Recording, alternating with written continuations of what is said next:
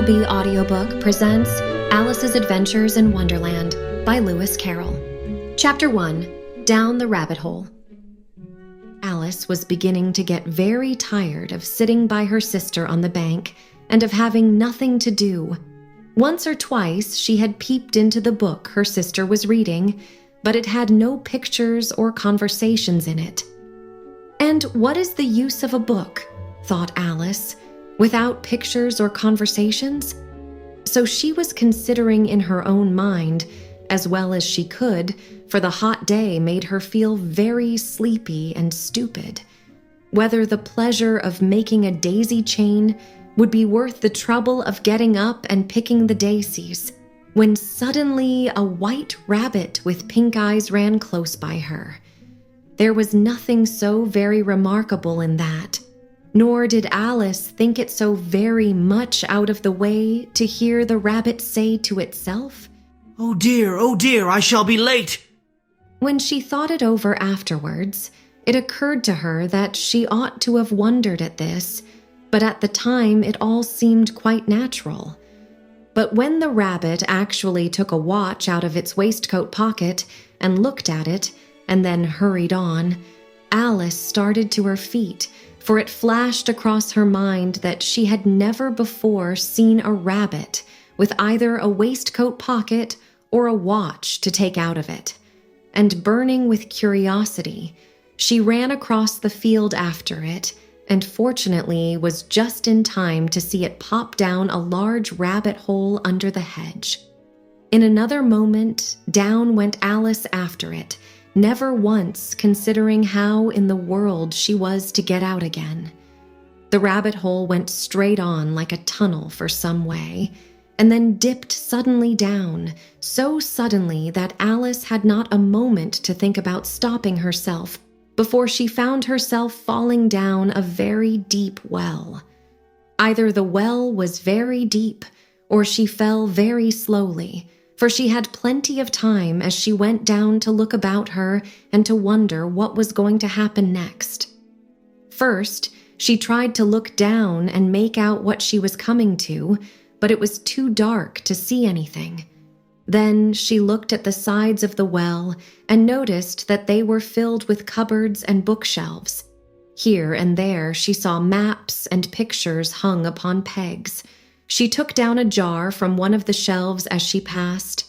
It was labeled orange marmalade, but to her great disappointment, it was empty. She did not like to drop the jar for fear of killing somebody underneath, so managed to put it into one of the cupboards as she fell past it.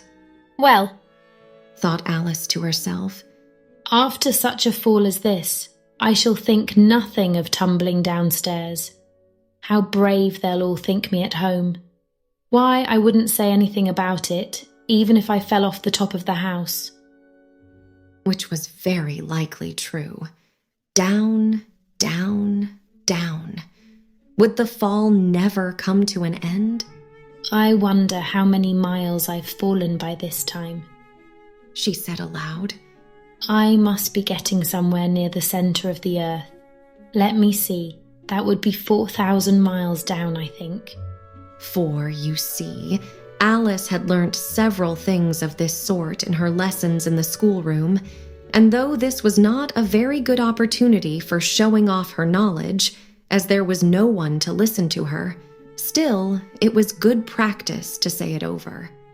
Yes, that's about the right distance. But then I wonder what latitude or longitude I've got to. Alice had no idea what latitude was, or longitude either, but thought they were nice, grand words to say. Presently, she began again. I wonder if I shall fall right through the earth. How funny it'll seem to come out among the people that walk with their heads downward. The antipathies, I think. She was rather glad there was no one listening this time, as it didn't sound at all the right word. But I shall have to ask them what the name of the country is, you know. Please, ma'am, is this New Zealand or Australia? And she tried to curtsy as she spoke. Fancy curtsying as you're falling through the air. Do you think you could manage it? And what an ignorant little girl she'll think me for asking. No, it'll never do to ask. Perhaps I shall see it written up somewhere. Down, down, down. There was nothing else to do, so Alice soon began talking again. Dinah'll miss me very much tonight, I should think. Dinah was the cat. I hope they'll remember her saucer of milk at tea time. Dinah, my dear, I wish you were down here with me. There are no mice in the air, I'm afraid, but you might catch a bat, and that's very like a mouse, you know. But do cats eat bats, I wonder? And here Alice began to get rather sleepy, and went on saying to herself in a dreamy sort of way, Do cats eat bat? Do cats eat bat? And sometimes, Do bats eat cat? For you see, as she couldn't answer either question, it didn't much matter which way she put it. She felt that she was dozing off, and had just begun to dream that she was walking hand in hand with Dinah, and saying to her very earnestly, Now, Dinah, tell me the truth. Did you ever eat a bat?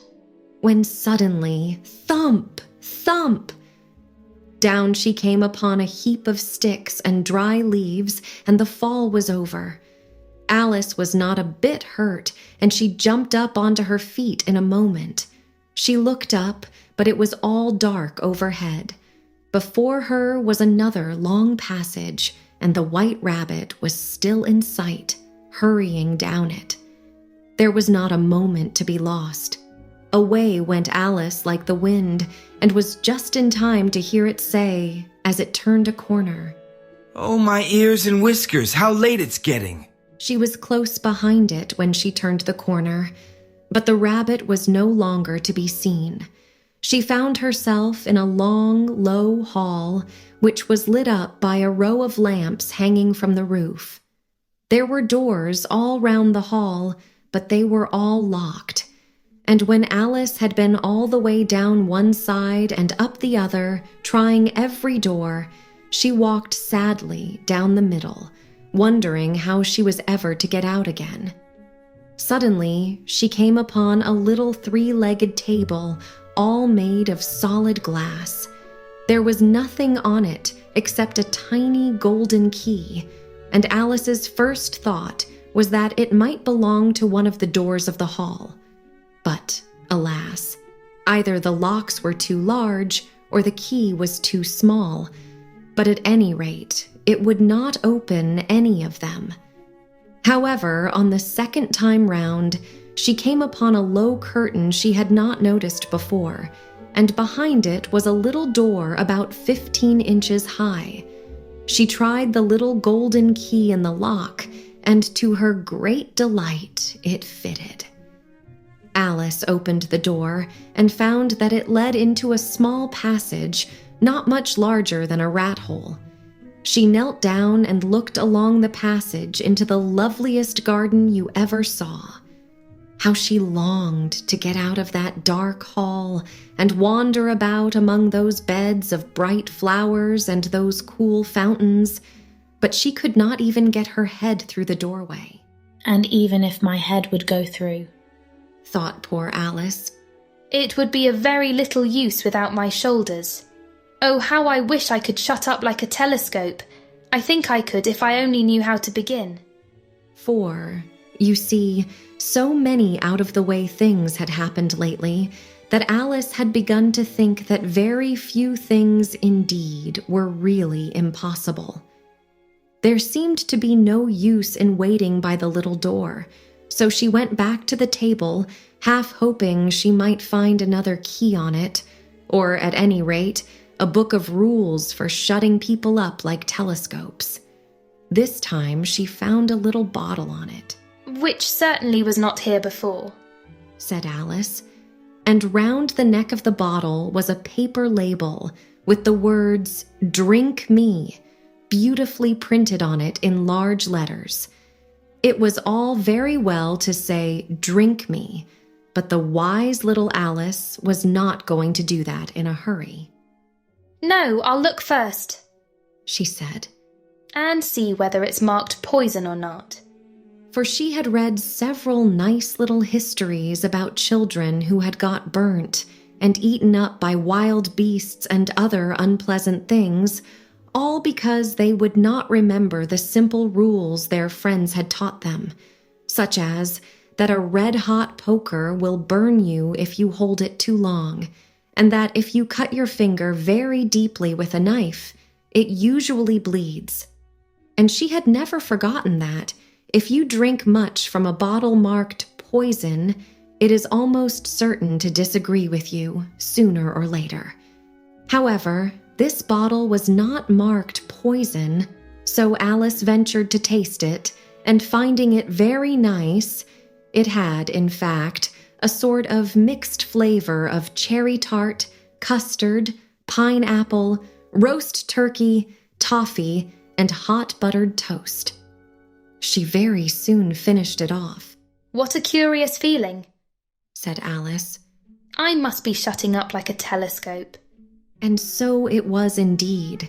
She was now only 10 inches high, and her face brightened up at the thought that she was now the right size for going through the little door into that lovely garden. First, however, she waited for a few minutes to see if she was going to shrink any further. She felt a little nervous about this.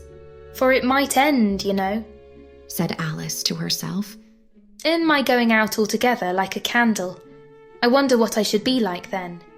And she tried to fancy what the flame of a candle is like after the candle is blown out, for she could not remember ever having seen such a thing. After a while, finding that nothing more happened, she decided on going into the garden at once. But, alas, for poor Alice. When she got to the door, she found she had forgotten the little golden key, and when she went back to the table for it, she found she could not possibly reach it. She could see it quite plainly through the glass, and she tried her best to climb up one of the legs of the table, but it was too slippery. And when she had tired herself out with trying, the poor little thing sat down and cried. Can't, there's no use in crying like that, said Alice to herself rather sharply. I advise you to leave off this minute. She generally gave herself very good advice, though she very seldom followed it, and sometimes she scolded herself so severely as to bring tears into her eyes. And once she remembered trying to box her own ears for having cheated herself in a game of croquet. She was playing against herself, for this curious child was very fond of pretending to be two people. But it's no use now, thought poor Alice. To pretend to be two people. Why, there's hardly enough of me left to make one respectable person. Soon her eye fell on a little glass box that was lying under the table. She opened it and found in it a very small cake on which the words, "Eat me," were beautifully marked in currants. Well, I'll eat it, said Alice. And if it makes me grow larger, I can reach the key. And if it makes me grow smaller, I can creep under the door. So either way, I'll get into the garden, and I don't care which happens. She ate a little bit and said anxiously to herself, Which way? Which way? Holding her hand on the top of her head to feel which way it was growing, and she was quite surprised to find that she remained the same size. To be sure, this generally happens when one eats cake, but Alice had got so much into the way of expecting nothing but out-of-the-way things to happen that it seemed quite dull and stupid for life to go on in the common way. So she set to work and very soon finished off the cake.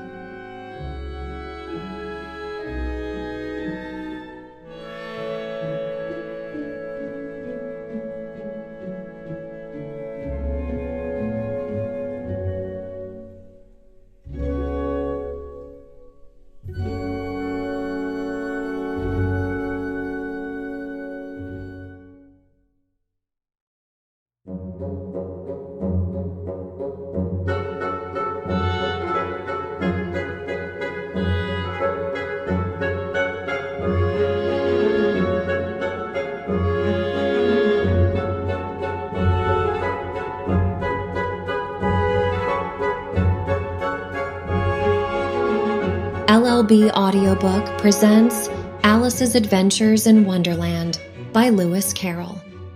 Chapter 2, The Pool of Tears. "Curiouser and curiouser," cried Alice. She was so much surprised that for the moment she quite forgot how to speak good English. Now I'm opening out like the largest telescope that ever was. Goodbye, feet. For when she looked down at her feet, they seemed to be almost out of sight. They were getting so far off. Oh, my poor little feet. I wonder who will put on your shoes and stockings for you now, dears. I'm sure I shan't be able. I shall be a great deal too far off to trouble myself about you. You must manage the best way you can. But I must be kind to them, thought Alice. Or perhaps they won't walk the way I want to go. Let me see. I'll give them a new pair of boots every Christmas. And she went on planning to herself how she would manage it. They must go by the carrier, she thought, and how funny it'll seem sending presents to one's own feet, and how odd the directions will look. Alice's right foot, eschewer, hearthrug near the fender, with Alice's love. Oh dear, what nonsense I'm talking. Just then, her head struck against the roof of the hall. In fact, she was now more than 9 feet high, and she at once took up the little golden key and hurried off to the garden door. Poor Alice! It was as much as she could do, lying down on one side to look through into the garden with one eye. But to get through was more hopeless than ever. She sat down and began to cry again. You ought to be ashamed of yourself, said Alice. A great girl like you. She might well say this. To go on crying in this way. Stop this moment, I tell you. But she went on all the same, shedding gallons of tears, until there was a large pool all round her, about 4 inches deep and reaching half down the hall. After a time, she heard a little pattering of feet in the distance, and she hastily dried her eyes to see what was coming. It was the White Rabbit returning, splendidly dressed, with a pair of white kid gloves in one hand and a large fan in the other. He came trotting along in a great hurry, muttering to himself as he came, "Oh, the Duchess, the Duchess! Oh, won't she be savage if I've kept her waiting?" Alice felt so desperate that she was ready to ask help of anyone. So when the rabbit came near her, she began in a low, timid voice, If you please, sir. The rabbit started violently, dropped the white kid gloves and the fan, and scurried away into the darkness as hard as he could go.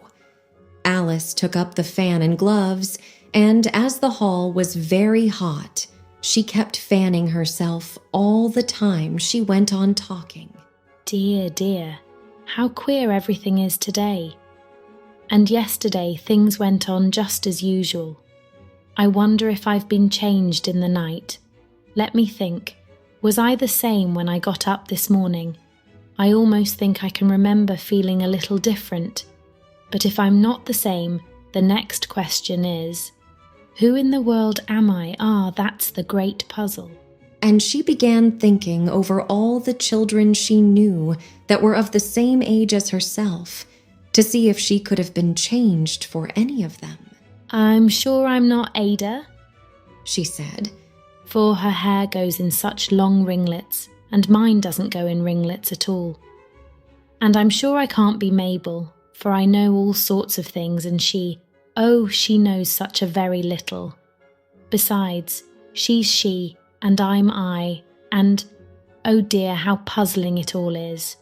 I'll try if I know all the things I used to know. Let me see, 4 times 5 is 12, and 4 times 6 is 13, and 4 times 7 is, oh dear, I shall never get to 20 at that ratey. However, the multiplication table doesn't signify. Let's try geography. London is the capital of Paris, and Paris is the capital of Rome, and Rome, No, that's all wrong, I'm certain. I must have been changed for Mabel. I'll try and say, how doth the little... And she crossed her hands on her lap as if she were saying lessons and began to repeat it. But her voice sounded hoarse and strange, and the words did not come the same as they used to do. How doth the little crocodile improve his shining tail, and pour the waters of the Nile on every golden scale? How cheerfully he seems to grin, how neatly spread his claws, and welcome little fishes in with gently smiling jaws. I'm sure those are not the right words, said poor Alice, and her eyes filled with tears again as she went on. I must be Mabel after all, and I shall have to go and live in that poky little house and have next to no toys to play with, and oh, ever so many lessons to learn. No, I've made up my mind about it. If I'm Mabel, I'll stay down here. It'll be no use their putting their heads down and saying, "Come up again, dear." I shall only look up and say, "Who am I then? Tell me that first, and then if I like being that person, I'll come up. If not, I'll stay down here till I'm somebody else. But oh dear," cried Alice, with a sudden burst of tears, I do wish they would put their heads down. I am so very tired of being all alone here. As she said this, she looked down at her hands and was surprised to see that she had put on one of the rabbit's little white kid gloves while she was talking. "How can I have done that?" she thought. "I must be growing small again."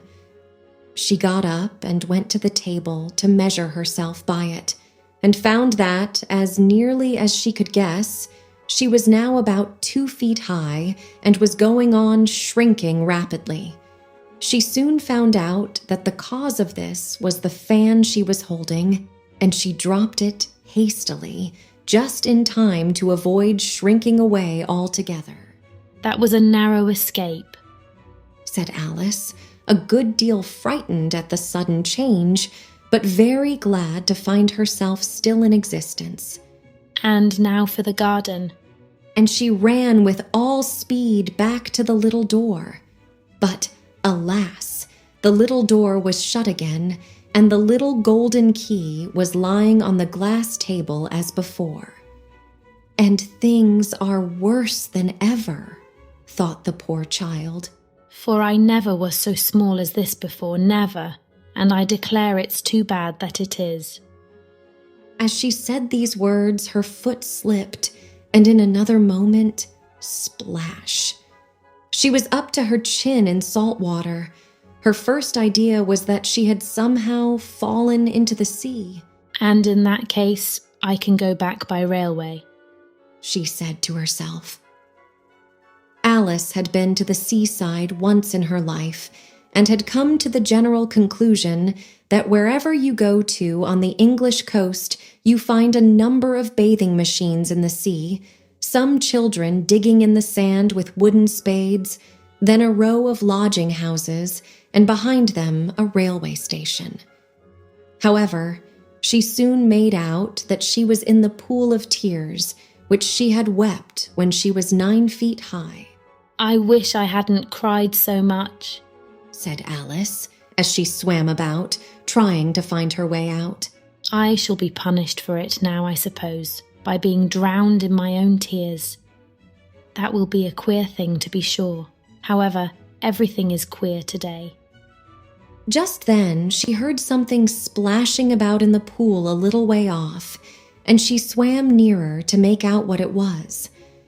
At first, she thought it must be a walrus or hippopotamus, but then she remembered how small she was now, and she soon made out that it was only a mouse that had slipped in like herself.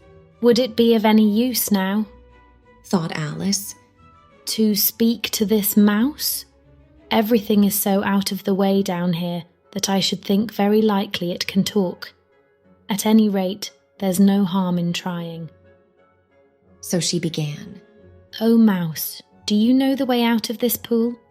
I am very tired of swimming about here, oh mouse. Alice thought this must be the right way of speaking to a mouse. She had never done such a thing before, but she remembered having seen in her brother's Latin grammar, a mouse, of a mouse, to a mouse, oh, mouse.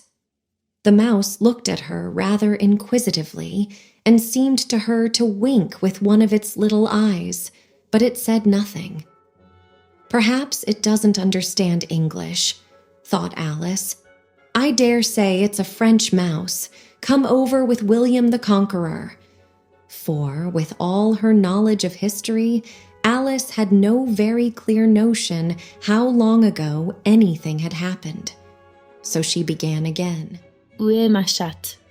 Which was the first sentence in her French lesson book. The mouse gave a sudden leap out of the water and seemed to quiver all over with fright.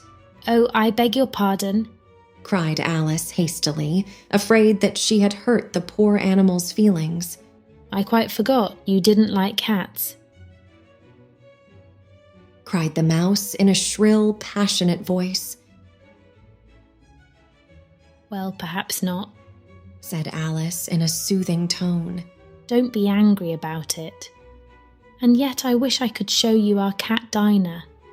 I think you'd take a fancy to cats if you could only see her. She is such a dear, quiet thing. Alice went on, half to herself, as she swam lazily about in the pool. And she sits purring so nicely by the fire, licking her paws and washing her face. And she is such a nice, soft thing to nurse. And she's such a capital one for catching mice. Oh, I beg your pardon, cried Alice again.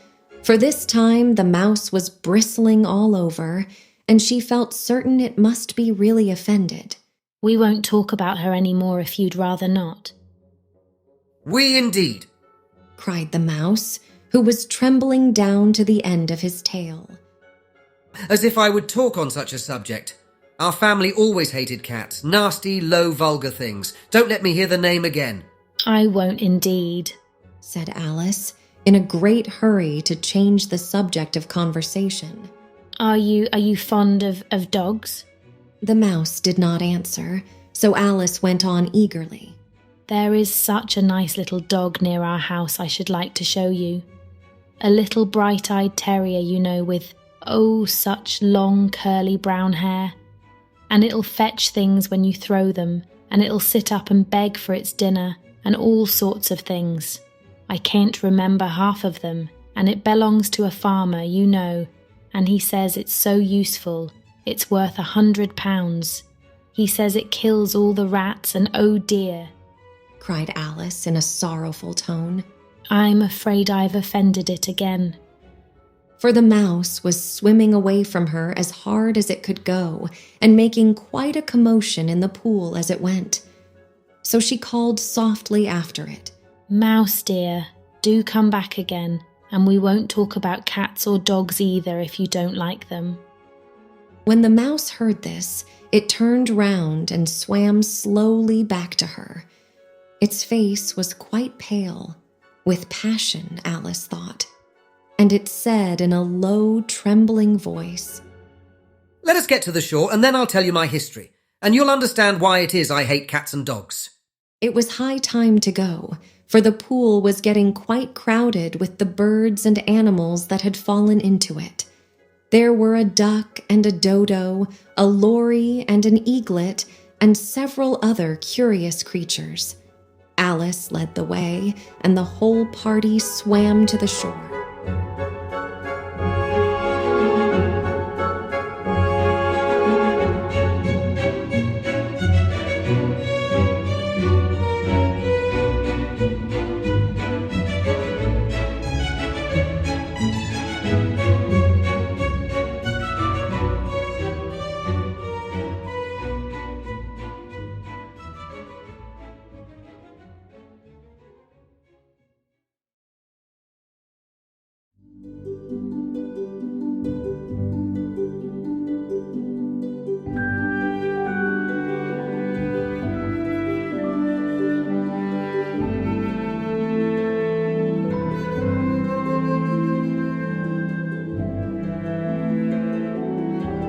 LLB Audiobook presents Alice's Adventures in Wonderland by Lewis Carroll. Chapter 3: A Caucus Race and a Long Tail. They were indeed a queer-looking party that assembled on the bank, the birds with draggled feathers, the animals with their fur clinging close to them, and all dripping wet, cross, and uncomfortable. The first question, of course, was how to get dry again. They had a consultation about this, and after a few minutes it seemed quite natural to Alice to find herself talking familiarly with them, as if she had known them all her life. Indeed, she had quite a long argument with the Lorry, who at last turned sulky and would only say, "I am older than you, and must know better." And this Alice would not allow without knowing how old it was, and as the Lorry positively refused to tell its age, there was no more to be said. At last, the mouse, who seemed to be a person of authority among them, called out, "Sit down, all of you, and listen to me. I'll soon make you dry enough." They all sat down at once, in a large ring, with the mouse in the middle. Alice kept her eyes anxiously fixed on it, for she felt sure she would catch a bad cold if she did not get dry very soon. "Ahem," said the mouse with an important air. "Are you all ready? This is the driest thing I know. Silence all round, if you please. William the Conqueror, whose cause was favoured by the Pope, was soon submitted to by the English, who wanted leaders, and had been of late much accustomed to usurpation and conquest. Edwin and Morcar, the Earls of Mercia and Northumbria, did so." "Ugh," said the Lorry with a shiver. "I beg your pardon," said the mouse, frowning, but very politely. "Did you speak?" "Not I," said the Lorry hastily. "I thought you did," said the mouse. "I proceed. Edwin and Morcar, the Earls of Mercia and Northumbria, declared for him, and even Stigand, the patriotic Archbishop of Canterbury, found it advisable." "Found what?" said the duck. "Found it," the mouse replied rather crossly. "Of course you know what it means." "I know what it means well enough. When I find a thing," said the duck, "it's generally a frog or a worm. The question is, what did the Archbishop find?" The mouse did not notice this question, but hurriedly went on. "I found it advisable to go with Edgar Atheling to meet William and offer him the crown. William's conduct at first was moderate, but the insolence of his Normans... How are you getting on now, my dear?" It continued, turning to Alice as it spoke. "As wet as ever," said Alice in a melancholy tone. "It doesn't seem to dry me at all." "In that case," said the dodo solemnly, rising to its feet, "I move that the meeting adjourn for the immediate adoption of more energetic remedies." "Speak English," said the eaglet. "I don't know the meaning of half those long words, and what's more, I don't believe you do either." And the eaglet bent down its head to hide a smile. Some of the other birds tittered audibly. "What I was going to say," said the dodo in an offended tone, "was that the best thing to get us dry would be a caucus race." "What is a caucus race?" said Alice. Not that she wanted much to know, but the dodo had paused as if it thought that somebody ought to speak, and no one else seemed inclined to say anything. "Why, said the dodo, the best way to explain it is to do it." and, as you might like to try the thing yourself, some winter day, I will tell you how the dodo managed it. First, it marked out a race course in a sort of circle. "The exact shape doesn't matter," it said, and then all the party were placed along the course, here and there. There was no A 1, 2, 3, and away. But they began running when they liked, and left off when they liked, so that it was not easy to know when the race was over. However, when they had been running half an hour or so and were quite dry again, the dodo suddenly called out, "The race is over!" and they all crowded round it, panting and asking, "But who has won?" This question the dodo could not answer without a great deal of thought, and it sat for a long time with one finger pressed upon its forehead, the position in which you usually see Shakespeare in the pictures of him, while the rest waited in silence. At last the dodo said, "Everybody has won, and all must have prizes." "But who is to give the prizes?" quite a chorus of voices asked. "Why, she, of course," said the dodo, pointing to Alice with one finger, and the whole party at once crowded round her, calling out in a confused way, "Prizes! Prizes!" Alice had no idea what to do, and in despair she put her hand in her pocket and pulled out a box of comfits. Luckily, the salt water had not got into it, and handed them round as prizes. There was exactly one apiece, all round. "But she must have a prize herself, you know," said the mouse. "Of course. The dodo replied very gravely. What else have you got in your pocket?" He went on, turning to Alice. "Only a thimble," said Alice sadly. "Hand it over here," said the dodo. Then they all crowded round her once more, while the dodo solemnly presented the thimble, saying, "We beg your acceptance of this elegant thimble." And when it had finished this short speech, they all cheered. Alice thought the whole thing very absurd, but they all looked so grave that she did not dare to laugh, and, as she could not think of anything to say, she simply bowed and took the thimble, looking as solemn as she could. The next thing was to eat the comfits. This caused some noise and confusion, as the large birds complained that they could not taste theirs, and the small ones choked and had to be patted on the back. However, it was over at last, and they sat down again in a ring, and begged the mouse to tell them something more. "You promised to tell me your history, you know," said Alice. "and why it is you hate C and D," she added in a whisper, half afraid that it would be offended again. "Mine is a long and a sad tale," said the mouse, turning to Alice and sighing. "It is a long tale, certainly," said Alice, looking down with wonder at the mouse's tail. "But why do you call it sad?" And she kept on puzzling about it while the mouse was speaking, so that her idea of the tale was something like this. Fury said to a mouse that he met in the house, "Let us both go to law. I will prosecute you.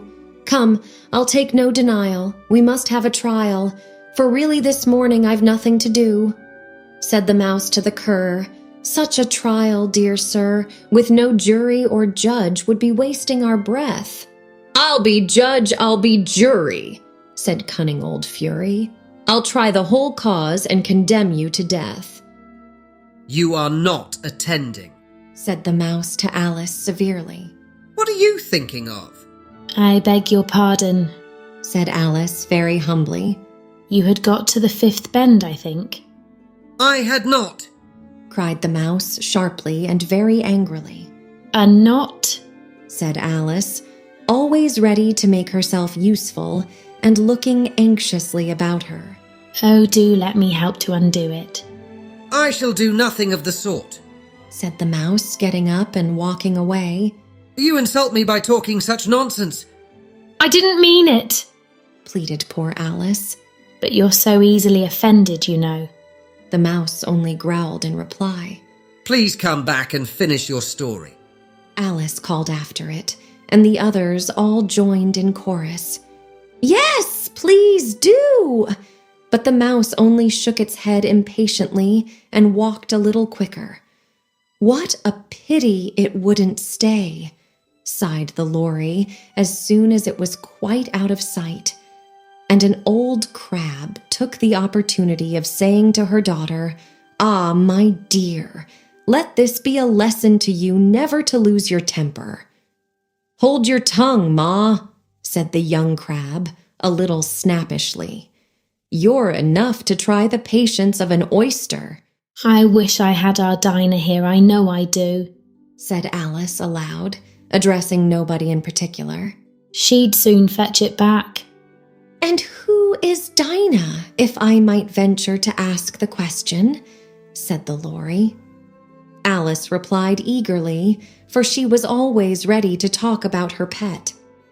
"Dinah's our cat, and she's such a capital one for catching mice you can't think. And oh, I wish you could see her after the birds. Why, she'll eat a little bird as soon as look at it." This speech caused a remarkable sensation among the party. Some of the birds hurried off at once. One old magpie began wrapping itself up very carefully, remarking, "I really must be getting home. The night air doesn't suit my throat." And a canary called out in a trembling voice to its children, "Come away, my dears. It's high time you were all in bed." On various pretexts, they all moved off, and Alice was soon left alone. "I wish I hadn't mentioned Dinah," she said to herself in a melancholy tone. "Nobody seems to like her down here, and I'm sure she's the best cat in the world. Oh, my dear Dinah, I wonder if I shall ever see you any more." And here poor Alice began to cry again, for she felt very lonely and low-spirited. In a little while, however, she again heard a little pattering of footsteps in the distance, and she looked up eagerly, half hoping that the mouse had changed his mind and was coming back to finish his story.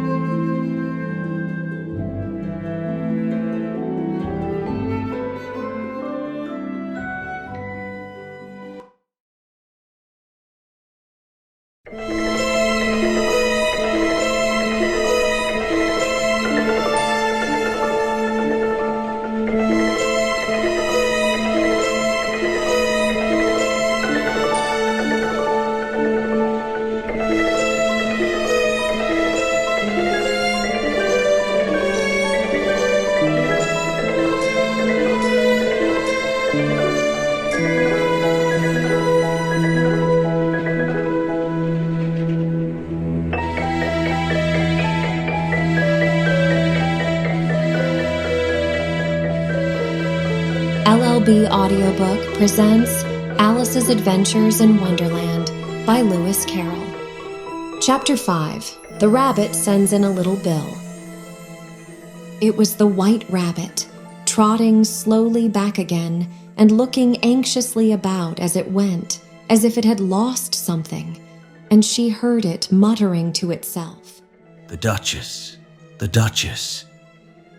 Oh, my dear paws. Oh, my fur and whiskers. She'll get me executed as sure as ferrets are ferrets. Where can I have dropped them, I wonder? Alice guessed in a moment that it was looking for the fan and the pair of white kid gloves, and she very good-naturedly began hunting about for them, but they were nowhere to be seen. Everything seemed to have changed since her swim in the pool, and the great hall, with the glass table and the little door, had vanished completely. Very soon the rabbit noticed Alice as she went hunting about and called out to her in an angry tone. Why, Marianne, what are you doing out here? Run home this moment and fetch me a pair of gloves and a fan. Quick, now! And Alice was so much frightened that she ran off at once in the direction it pointed to, without trying to explain the mistake it had made. He took me for his housemaid, she said to herself as she ran. How surprised he'll be when he finds out who I am. But I'd better take him his fan and gloves, that is, if I can find them. As she said this, she came upon a neat little house, on the door of which was a bright brass plate with the name W.U. Rabbit engraved upon it. She went in without knocking and hurried upstairs, in great fear lest she should meet the real Marianne and be turned out of the house before she had found the fan and gloves. How queer it seems, Alice said to herself, to be going messages for a rabbit. I suppose Dinah'll be sending me on messages next. And she began fancying the sort of thing that would happen. Miss Alice, come here directly and get ready for your walk. Coming in a minute, nurse, but I've got to see that the mouse doesn't get out. Only I don't think, Alice went on, that they'd let Dinah stop in the house if it began ordering people about like that. By this time, she had found her way into a tidy little room with a table in the window, and on it, as she had hoped, a fan and 2 or 3 pairs of tiny white kid gloves. She took up the fan and a pair of the gloves and was just going to leave the room when her eye fell upon a little bottle that stood near the looking-glass.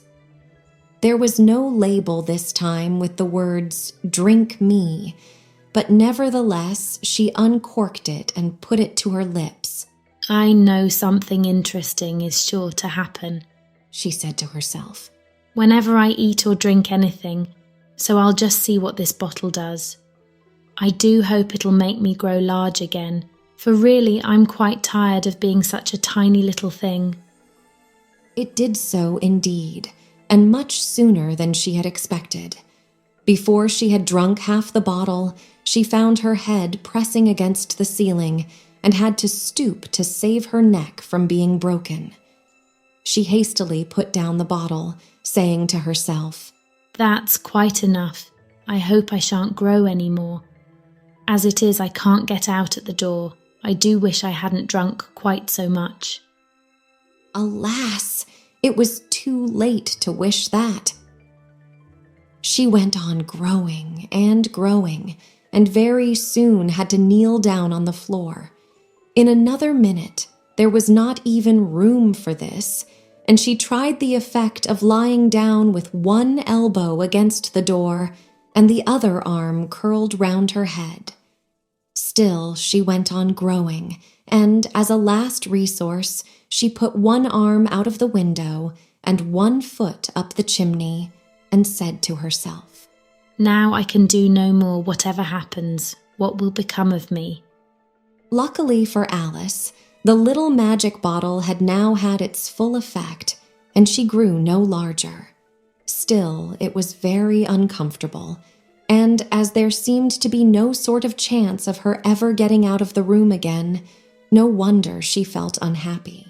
It was much pleasanter at home, thought poor Alice, when one wasn't always growing larger and smaller and being ordered about by mice and rabbits. I almost wish I hadn't gone down that rabbit hole, and yet, it's rather curious, you know, this sort of life. I do wonder what can have happened to me. When I used to read fairy tales, I fancied that kind of thing never happened, and now here I am in the middle of one. There ought to be a book written about me, that there ought, and when I grow up, I'll write one. But I'm grown up now, she added in a sorrowful tone. At least there's no room to grow up any more here. But then, thought Alice, shall I never get any older than I am now? That'll be a comfort one way, never to be an old woman, but then always to have lessons to learn. Oh, I shouldn't like that. Oh, you foolish Alice, she answered herself. How can you learn lessons in here?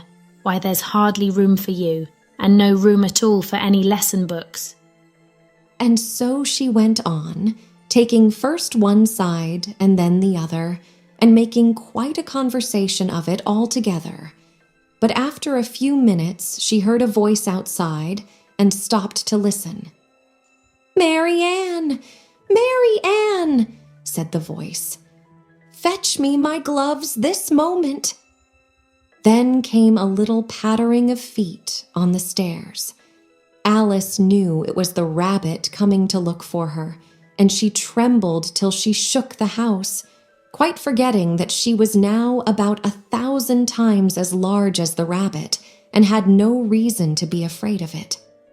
Presently, the rabbit came up to the door and tried to open it. But as the door opened inwards and Alice's elbow was pressed hard against it, that attempt proved a failure. Alice heard it say to itself, "Then I'll go round and get in at the window." "That you won't," thought Alice. And after waiting till she fancied she heard the rabbit just under the window, she suddenly spread out her hand and made a snatch in the air.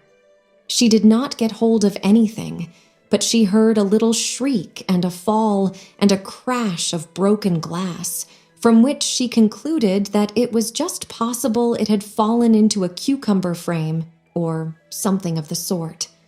Next came an angry voice. The rabbit's.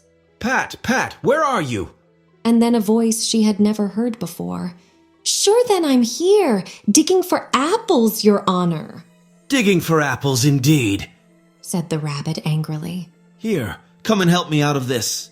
Sounds of more broken glass. "Now tell me, Pat, what's that in the window?" "Sure, it's an arm, Your Honor." He pronounced it arum. "An arm, you goose. Whoever saw one that size? Why, it fills the whole window." "Sure, it does, Your Honor, but it's an arm for all that." "Well, it's got no business there at any rate. Go and take it away." There was a long silence after this, and Alice could only hear whispers now and then, such as, "Sure, I don't like it, Your Honor, at all, at all." "Do as I tell you, you coward." And at last she spread out her hand again and made another snatch in the air. This time there were 2 little shrieks and more sounds of broken glass. What a number of cucumber frames there must be, thought Alice. I wonder what they'll do next. As for pulling me out of the window, I only wish they could. I'm sure I don't want to stay in here any longer. She waited for some time without hearing anything more. At last came a rumbling of little cartwheels and the sound of a good many voices all talking together. She made out the words, "Where's the other ladder? Why, I hadn't to bring but one. Bill's got the other. Bill, fetch it here, lad. Here, put 'em up at this corner. No, tie 'em together first. They don't reach half high enough yet. Oh, they'll do well enough. Don't be particular. Here, Bill, catch hold of this rope. Will the roof bear? Mind that loose slate. Oh, it's coming down. Heads below." A loud crash. Now, who did that? It was Bill, I fancy. Who's to go down the chimney? Nay, I shan't. You do it. That I won't, then. Bill's to go down. Here, Bill. The master says you're to go down the chimney. Oh, so Bill's got to come down the chimney, has he? Said Alice to herself. Shy, they seem to put everything upon Bill. I wouldn't be in Bill's place for a good deal. This fireplace is narrow, to be sure, but I think I can kick a little. She drew her foot as far down the chimney as she could and waited till she heard a little animal. She couldn't guess of what sort it was, scratching and scrambling about in the chimney close above her. Then, saying to herself, "This is Bill," she gave one sharp kick and waited to see what would happen next. The first thing she heard was a general chorus of, "There goes Bill!" Then the rabbit's voice along. "Catch him, you by the hedge!" Then silence, and then another confusion of voices. "Hold up his head! Brandy now! Don't choke him! How was it, old fellow? What happened to you? Tell us all about it!" Last came a little feeble, squeaking voice. "That's Bill," thought Alice. "Well, I hardly know. No more, thank ye. I'm better now, but I'm a deal too flustered to tell you. All I know is something comes at me like a jack-in-the-box, and up I goes like a skyrocket." "So you did, old fellow," said the others. We must burn the house down, said the rabbit's voice, and Alice called out as loud as she could. "If you do, I'll set Dinah at you." There was a dead silence instantly, and Alice thought to herself, "I wonder what they will do next. If they had any sense, they'd take the roof off." After a minute or two, they began moving about again, and Alice heard the rabbit say, "A barrowful will do to begin with." "A barrowful of what?" thought Alice, but she had not long to doubt, for the next moment a shower of little pebbles came rattling in at the window, and some of them hit her in the face. "I'll put a stop to this," she said to herself, and shouted out, "You'd better not do that again." Which produced another dead silence.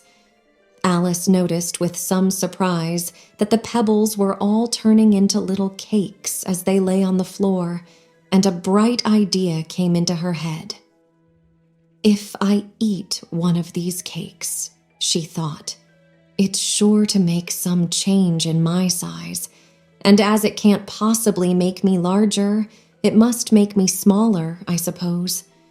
So she swallowed one of the cakes and was delighted to find that she began shrinking directly. As soon as she was small enough to get through the door, she ran out of the house and found quite a crowd of little animals and birds waiting outside. The poor little lizard, Bill, was in the middle, being held up by 2 guinea pigs who were giving it something out of a bottle. They all made a rush at Alice the moment she appeared, but she ran off as hard as she could and soon found herself "The safe first in a thing I've thick got to wood," do," said Alice to herself as she wandered about in the wood. "is to grow to my right size again. And the second thing is to find my way into that lovely garden. I think that will be the best plan." It sounded an excellent plan, no doubt, and very neatly and simply arranged. The only difficulty was that she had not the smallest idea how to set about it. And while she was peering about anxiously among the trees, a little sharp bark just over her head made her look up in a great hurry. An enormous puppy was looking down at her with large round eyes and feebly stretching out one paw, trying to touch her. "Poor little thing," said Alice in a coaxing tone, and she tried hard to whistle to it, but she was terribly frightened all the time at the thought that it might be hungry, in which case it would be very likely to eat her up in spite of all her coaxing.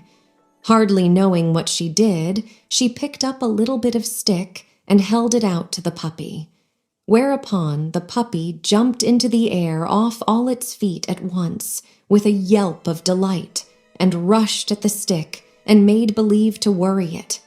Then Alice dodged behind a great thistle to keep herself from being run over, and the moment she appeared on the other side, the puppy made another rush at the stick and tumbled head over heels in its hurry to get hold of it.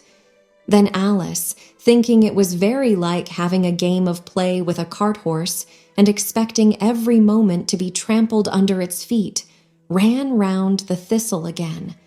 Then the puppy began a series of short charges at the stick, running a very little way forwards each time and a long way back, and barking hoarsely all the while, till at last it sat down a good way off, panting, with its tongue hanging out of its mouth and its great eyes half shut.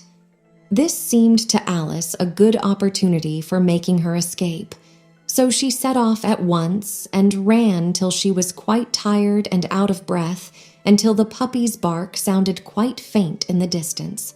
"And yet what a dear little puppy it was," said Alice, as she leant against a buttercup to rest herself and fanned herself with one of the leaves.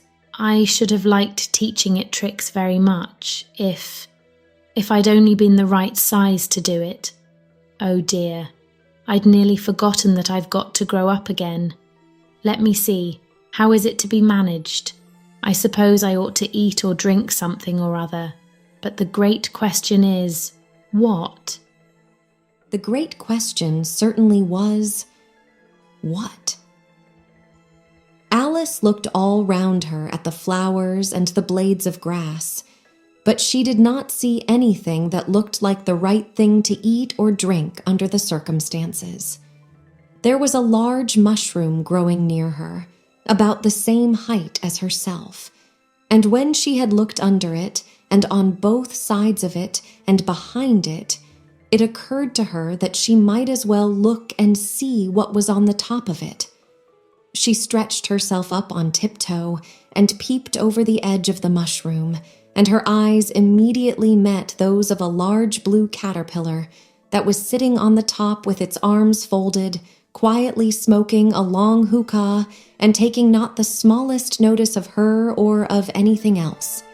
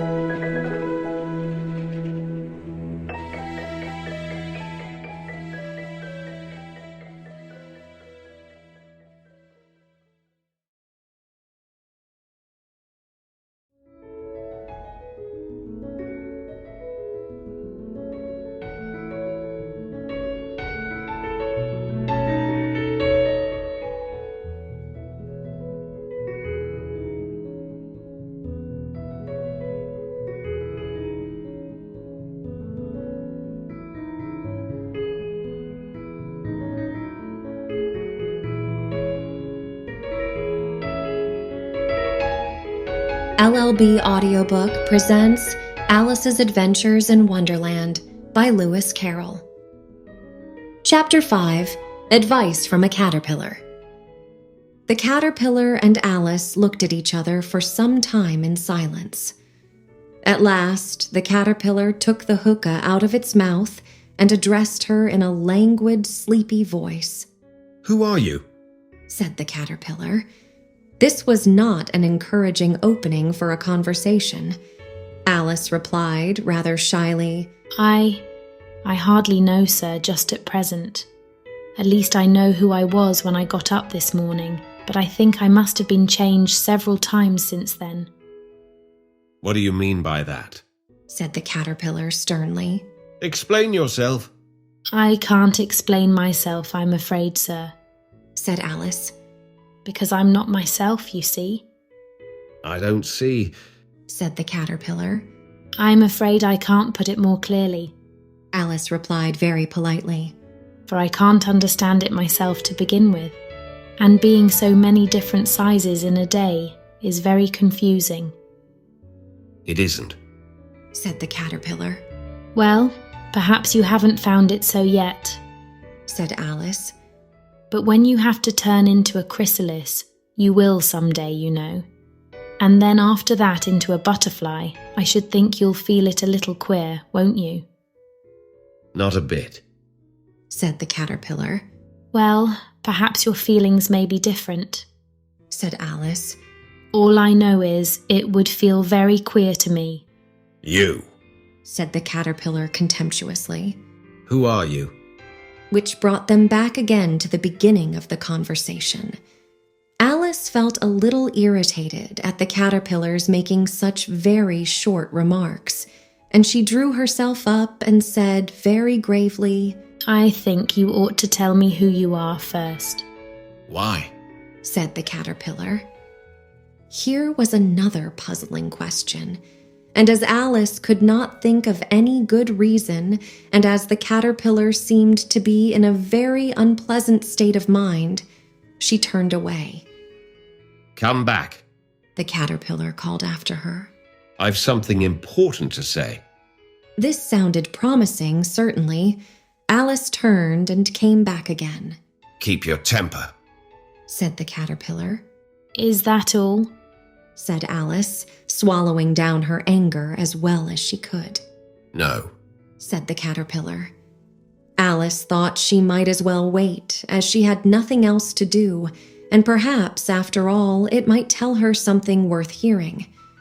For some minutes it puffed away without speaking, but at last it unfolded its arms, took the hookah out of its mouth again, and said, So you think you're changed, do you? I'm afraid I am, sir, said Alice. I can't remember things as I used, and I don't keep the same size for 10 minutes together. Can't remember what things? Said the caterpillar. Well, I've tried to say, how doth the little busy bee, but it all came different. Alice replied in a very melancholy voice. Repeat, you are old, Father William, said the caterpillar. Alice folded her hands and began. You are old, Father William, the young man said, and your hair has become very white, and yet you incessantly stand on your head. Do you think at your age it is right? In my youth, Father William replied to his son, I feared it might injure the brain, but now that I'm perfectly sure I have none, why I do it again and again. You are old, said the youth, as I mentioned before, and have grown most uncommonly fat, yet you turned a back somersault in at the door. Pray, what is the reason of that? In my youth, said the sage, as he shook his grey locks, I kept all my limbs very supple. By the use of this ointment, 1 shilling the box. Allow me to sell you a couple? You are old, said the youth, and your jaws are too weak for anything tougher than suet. Yet you finished the goose, with the bones and the beak. Pray, how did you manage to do it? In my youth, said his father, I took to the law and argued each case with my wife, and the muscular strength which it gave to my jaw has lasted the rest of my life. You are old, said the youth. One would hardly suppose that your eye was as steady as ever, yet you balanced an eel on the end of your nose. What made you so awfully clever? I have answered 3 questions, and that is enough, said his father. Don't give yourself airs. Do you think I can listen all day to such stuff? Be off, or I'll kick you downstairs. That is not said right, said the caterpillar. Not quite right, I'm afraid, said Alice timidly. Some of the words have got altered. It is wrong from beginning to end, said the caterpillar decidedly, and there was silence for some minutes. The caterpillar was the first to speak. What size do you want to be? It asked. Oh, I'm not particular as to size, Alice hastily replied. Only one doesn't like changing so often, you know. I don't know, said the caterpillar. Alice said nothing. She had never been so much contradicted in her life before, and she felt that she was losing her temper. Are you content now? Said the caterpillar. Well, I should like to be a little larger, sir, if you wouldn't mind, said Alice. 3 inches is such a wretched height to be. It is a very good height indeed, said the caterpillar angrily, rearing itself upright as it spoke. It was exactly 3 inches high. But I'm not used to it, pleaded poor Alice in a piteous tone, and she thought of herself, I wish the creatures wouldn't be so easily offended. You'll get used to it in time, said the caterpillar, and it put the hookah into its mouth and began smoking again. This time, Alice waited patiently until it chose to speak again. In a minute or 2, the caterpillar took the hookah out of its mouth and yawned once or twice and shook itself. Then it got down off the mushroom and crawled away in the grass, merely remarking as it went, "One side will make you grow taller, and the other side will make you grow shorter." One side of what? The other side of what? Thought Alice to herself. Of the mushroom, Said the caterpillar, just as if she had asked it aloud, and in another moment it was out of sight. Alice remained looking thoughtfully at the mushroom for a minute, trying to make out which were the two sides of it, and as it was perfectly round, she found this a very difficult question. However, at last she stretched her arms round it as far as they would go, and broke off a bit of the edge with each hand. And now which is which? She said to herself, and nibbled a little of the right-hand bit to try the effect. The next moment she felt a violent blow underneath her chin. It had struck her foot. She was a good deal frightened by this very sudden change, but she felt that there was no time to be lost, as she was shrinking rapidly. So she set to work at once to eat some of the other bit. Her chin was pressed so closely against her foot that there was hardly room to open her mouth. But she did it at last, and managed to swallow a morsel of the left-hand bit. "Come, my head's free at last," said Alice in a tone of delight, which changed into alarm in another moment when she found that her shoulders were nowhere to be found. All she could see when she looked down was an immense length of neck which seemed to rise like a stalk out of a sea of green leaves that lay far below her. "What can all that green stuff be?" said Alice. "And where have my shoulders got to? And oh, my poor hands, how is it I can't see you?" She was moving them about as she spoke, but no result seemed to follow, except a little shaking among the distant green leaves. As there seemed to be no chance of getting her hands up to her head, she tried to get her head down to them, and was delighted to find that her neck would bend, about easily in any direction, like a serpent. She had just succeeded in curving it down into a graceful zigzag, and was going to dive in among the leaves, which she found to be nothing but the tops of the trees under which she had been wandering, when a sharp hiss made her draw back in a hurry. A large pigeon had flown into her face and was beating her violently with its wings. "Serpent!" screamed the pigeon. "I'm not a serpent," said Alice indignantly. "Let me alone." "Serpent, I say again!" repeated the pigeon, but in a more subdued tone, and added with a kind of sob, "I've tried every way, and nothing seems to suit them." "I haven't the least idea what you're talking about," said Alice. "I've tried the roots of trees, and I've tried banks, and I've tried hedges," the pigeon went on, without attending to her. "But those serpents, there's no pleasing them." Alice was more and more puzzled, but she thought there was no use in saying anything more till the pigeon had finished.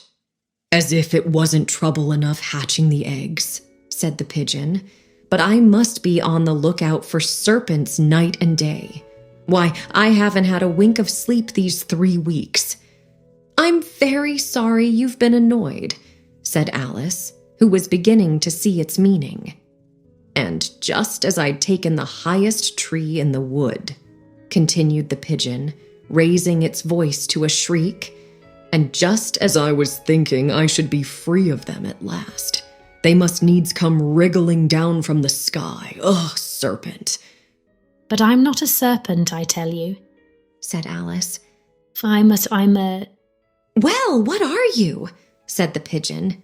"I can see you're trying to invent something." I'm a little girl," said Alice, rather doubtfully, as she remembered the number of changes she had gone through that day. "A likely story, indeed," said the pigeon in a tone of the deepest contempt.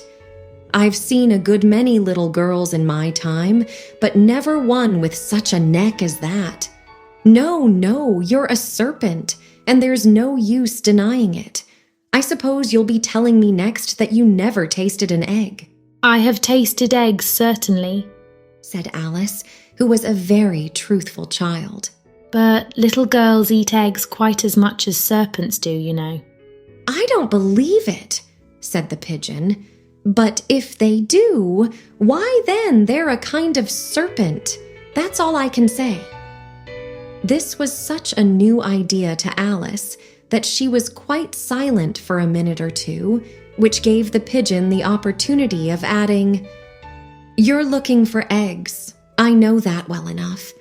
And what does it matter to me whether you're a little girl or a serpent?" "It matters a good deal to me," said Alice hastily. "but I'm not looking for eggs, as it happens, and if I was, I shouldn't want yours. I don't like them raw." "Well, be off, then," said the pigeon in a sulky tone as it settled down again into its nest. Alice crouched down among the trees as well as she could, for her neck kept getting entangled among the branches, and every now and then she had to stop and untwist it.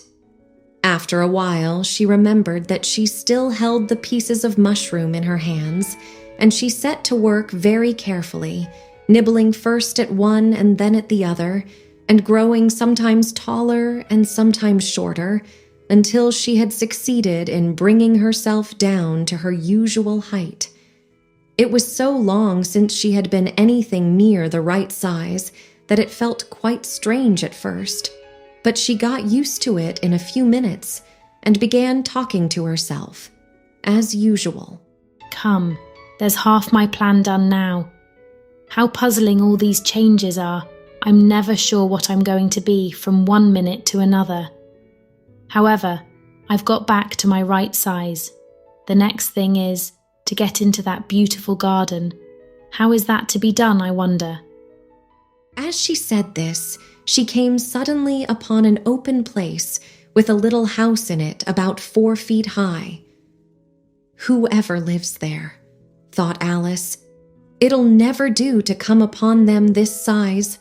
Why, I should frighten them out of their wits." So she began nibbling at the right-hand bit again, and did not venture to go near the house till she had brought herself down to 9 inches high.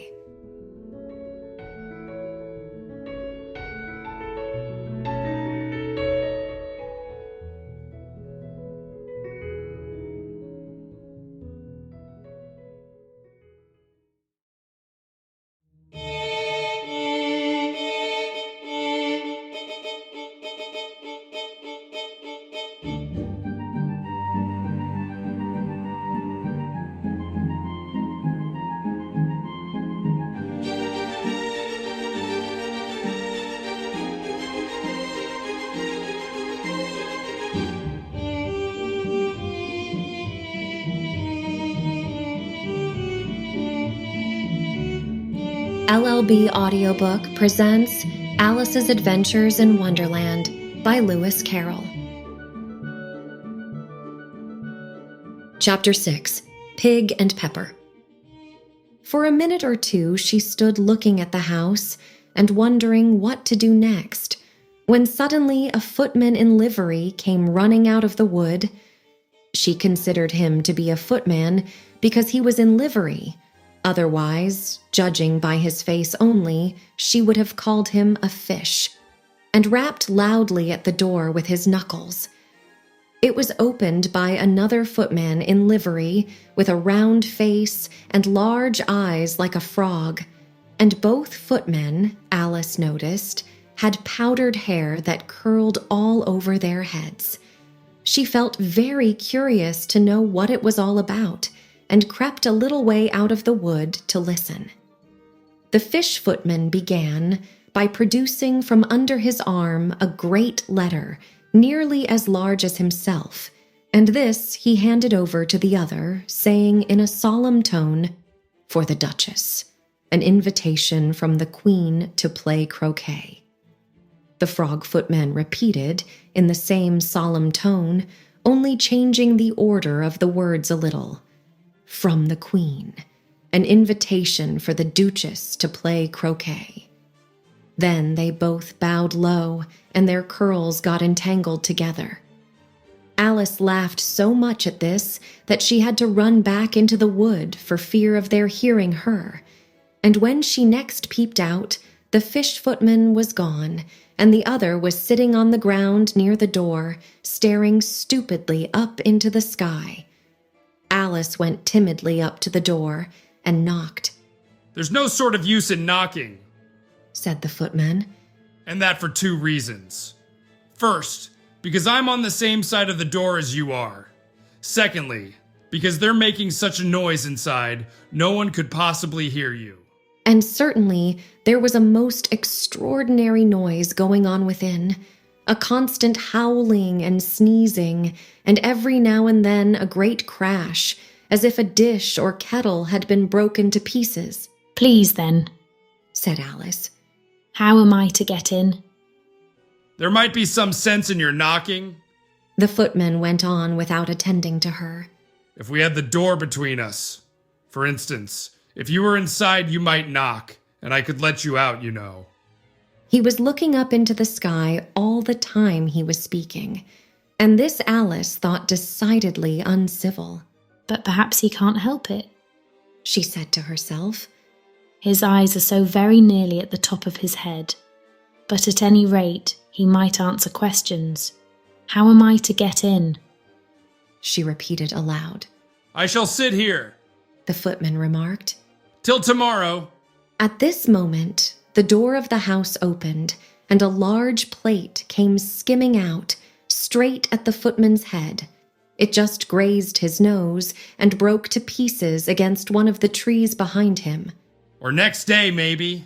The footman continued in the same tone, exactly as if nothing had happened. "How am I to get in?" asked Alice again in a louder tone. "Are you to get in at all?" said the footman. "That's the first question, you know." It was, no doubt. Only Alice did not like to be told so. "It's really dreadful," she muttered to herself. "the way all the creatures argue. It's enough to drive one crazy." The footman seemed to think this a good opportunity for repeating his remark, with variations. "I shall sit here," he said. "on and off for days and days." "But what am I to do?" said Alice. "Anything you like," said the footman, and began whistling. "Oh, there's no use in talking to him," said Alice desperately. "He's perfectly idiotic." And she opened the door and went in. The door led right into a large kitchen, which was full of smoke from one end to the other. The Duchess was sitting on a 3-legged stool in the middle, nursing a baby. The cook was leaning over the fire, stirring a large cauldron which seemed to be full of soup. "There's certainly too much pepper in that soup," Alice said to herself, as well as she could for sneezing. There was certainly too much of it in the air. Even the Duchess sneezed occasionally, and as for the baby, it was sneezing and howling alternately without a moment's pause.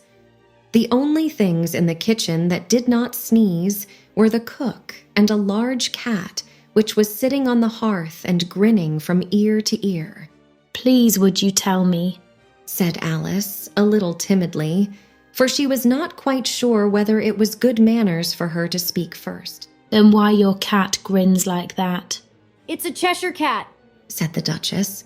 "and that's why. Pig!" She said the last word with such sudden violence that Alice quite jumped, but she saw in another moment that it was addressed to the baby and not to her, so she took courage and went on again. "I didn't know that Cheshire Cats always grinned. In fact, I didn't know that cats could grin." "They all can," said the Duchess. "and most of them do." "I don't know of any that do," Alice said very politely, feeling quite pleased to have got into a conversation. "You don't know much," said the Duchess. "and that's a fact." Alice did not at all like the tone of this remark, and thought it would be as well to introduce some other subject of conversation. While she was trying to fix on one, the cook took the cauldron of soup off the fire and at once set to work throwing everything within her reach at the Duchess and the baby. The fire irons came first, then followed a shower of saucepans, plates, and dishes. The Duchess took no notice of them, even when they hit her, and the baby was howling so much already that it was quite impossible to say whether the blows hurt it or not. "Oh, please mind what you're doing," cried Alice, jumping up and down in an agony of terror. "Oh, there goes his precious nose." As an unusually large saucepan flew close by it and very nearly carried it off. If everybody minded their own business, the Duchess said in a hoarse growl, the world would go round a deal faster than it does. "Which would not be an advantage," said Alice, who felt very glad to get an opportunity of showing off a little of her knowledge. "Just think of what work it would make with the day and night. You see, the Earth takes 24 hours to turn round on its axis." Talking of axes, said the Duchess. Chop off her head!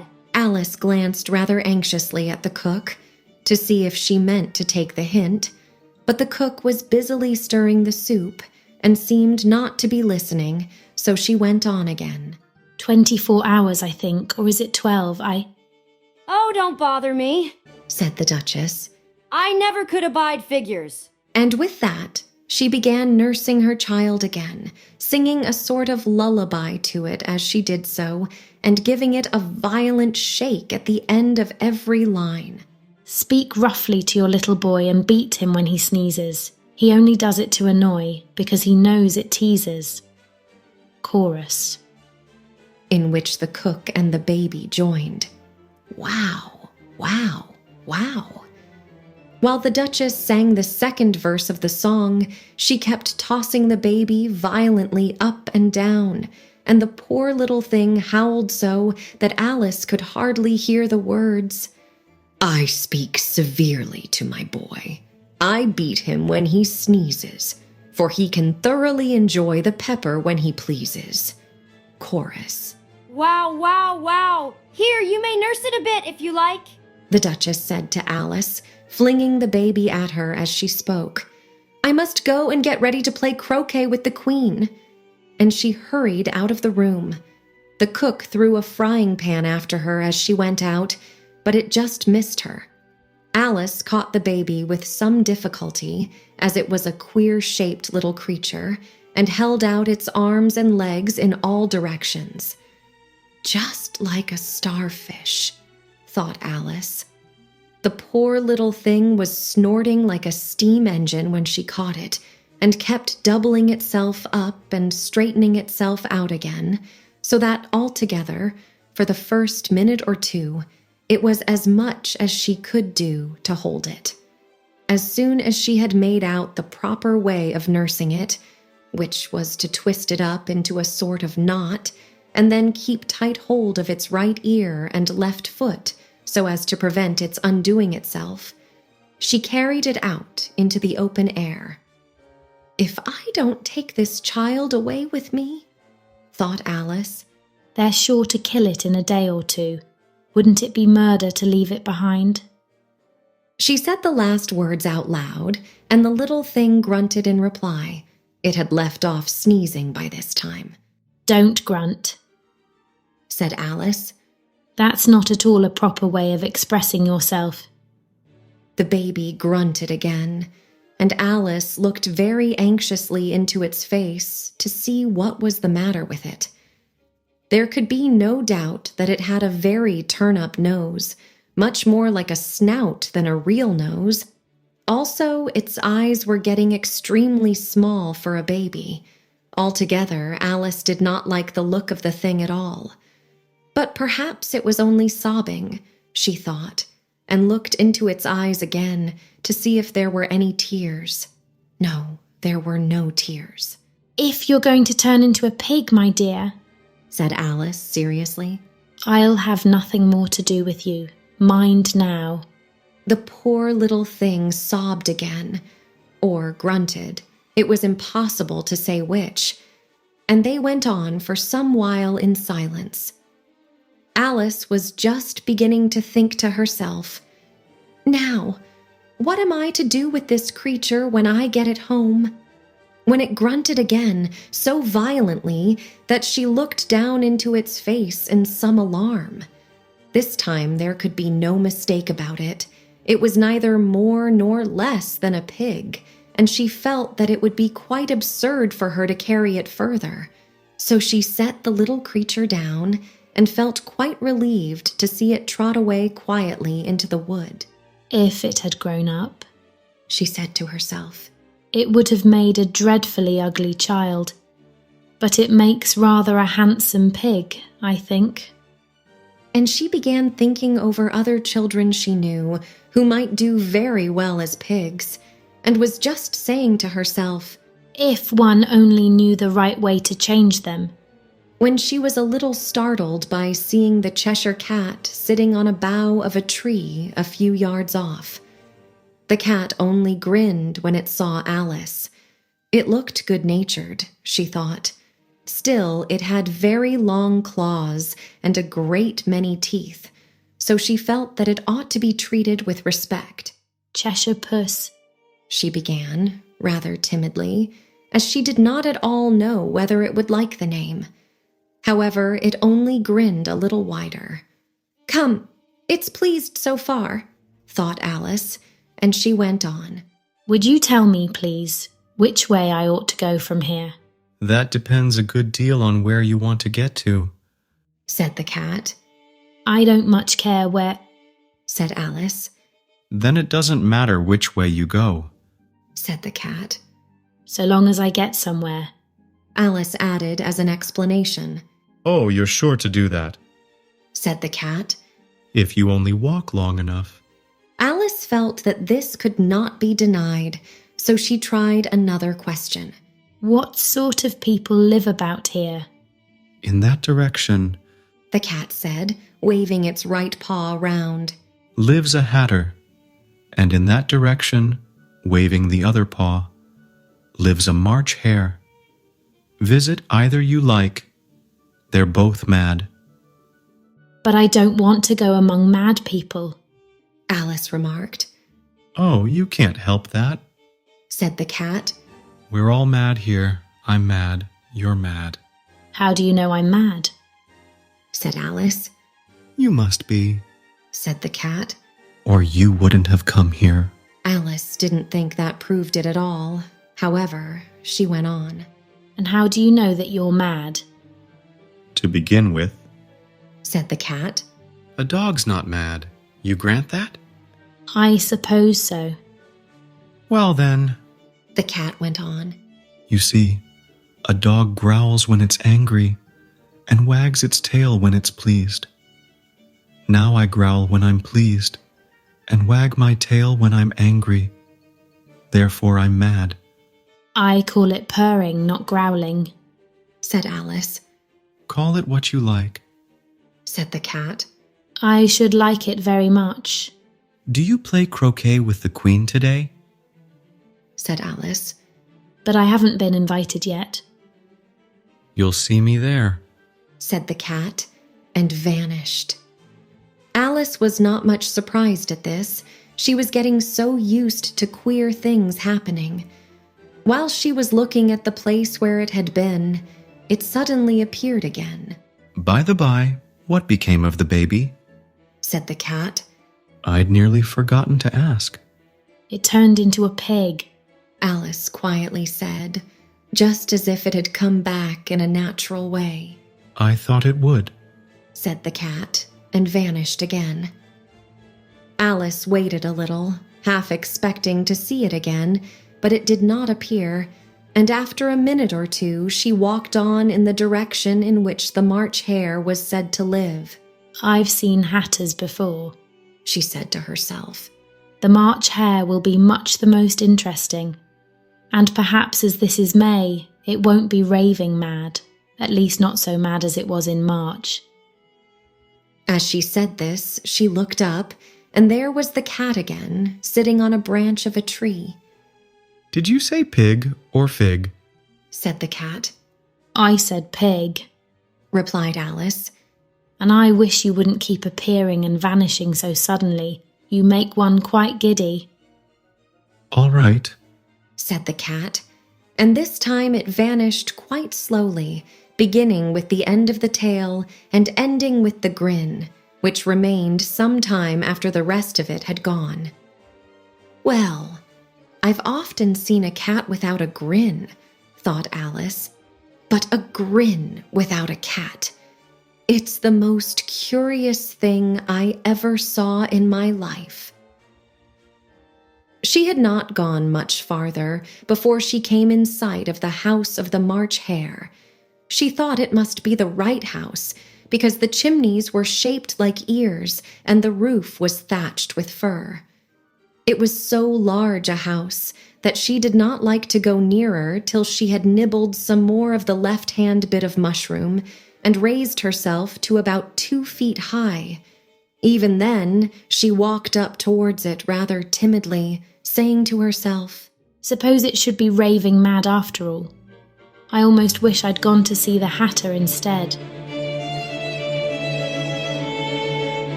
Audiobook presents Alice's Adventures in Wonderland by Lewis Carroll. Chapter 7. A Mad Tea Party. There was a table set out under a tree in front of the house, and the March Hare and the Hatter were having tea at it. A dormouse was sitting between them, fast asleep, and the other two were using it as a cushion, resting their elbows on it and talking over its head. Very uncomfortable for the dormouse, thought Alice. Only, as it's asleep, I suppose it doesn't mind. The table was a large one, but the three were all crowded together at one corner of it. No room! No room! They cried out when they saw Alice coming. There's plenty of room, said Alice indignantly, and she sat down in a large armchair at one end of the table. Have some wine, the March Hare said in an encouraging tone. Alice looked all round the table, but there was nothing on it but tea. I don't see any wine, she remarked.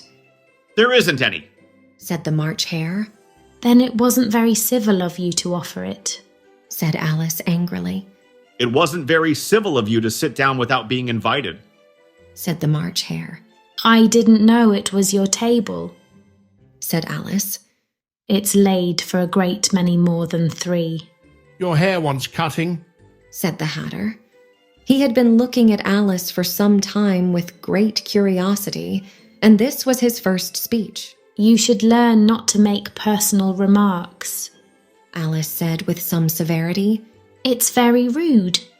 The Hatter opened his eyes very wide on hearing this, but all he said was, Why is a raven like a writing desk?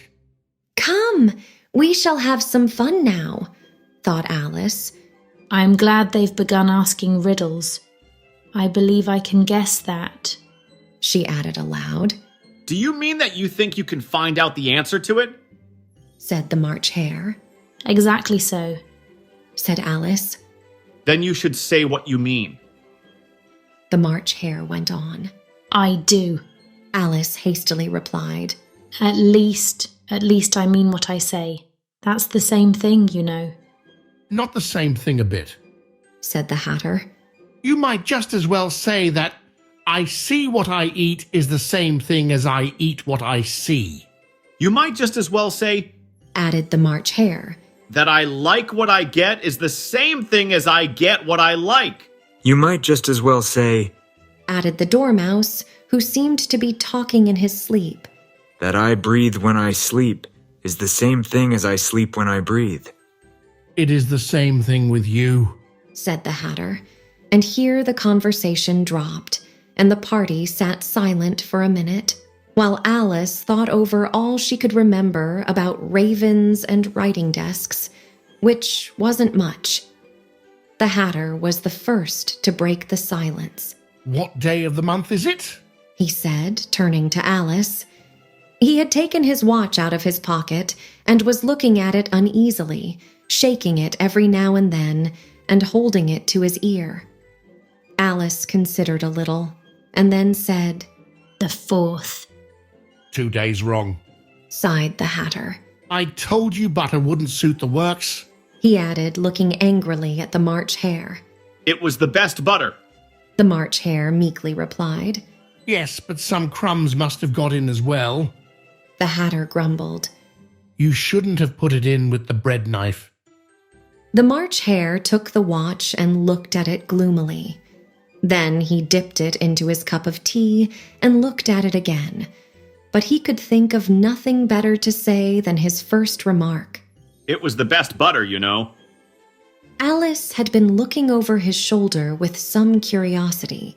What a funny watch, she remarked. It tells the day of the month and doesn't tell what o'clock it is. Why should it? Muttered the Hatter.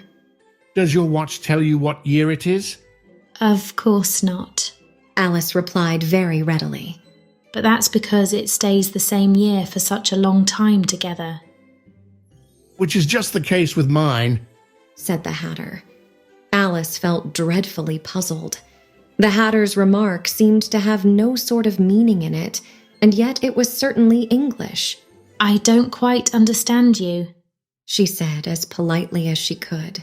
The Dormouse is asleep again, said the Hatter, and he poured a little hot tea upon its nose.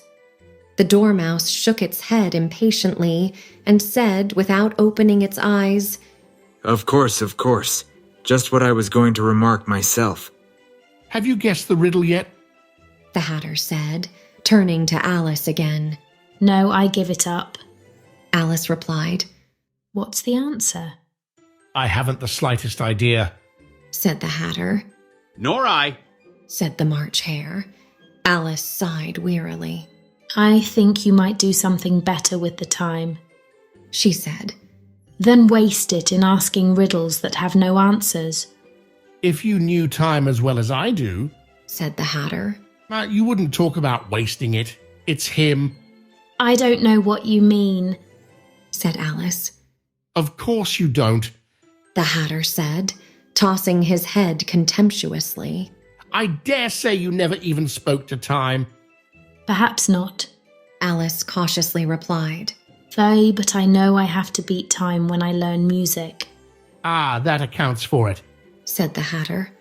He won't stand beating. Now, if you only kept on good terms with him, he'd do almost anything you liked with the clock. For instance, suppose it were 9 o'clock in the morning, just time to begin lessons.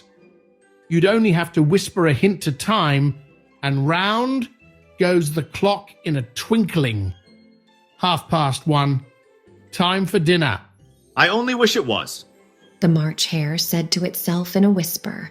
That would be grand, certainly, said Alice thoughtfully. But then I shouldn't be hungry for it, you know. Not at first, perhaps, said the Hatter. But you could keep it to 1:30 as long as you liked. Is that the way you manage? Alice asked. The Hatter shook his head mournfully. Not I, he replied. We quarrelled last March, just before he went mad, you know.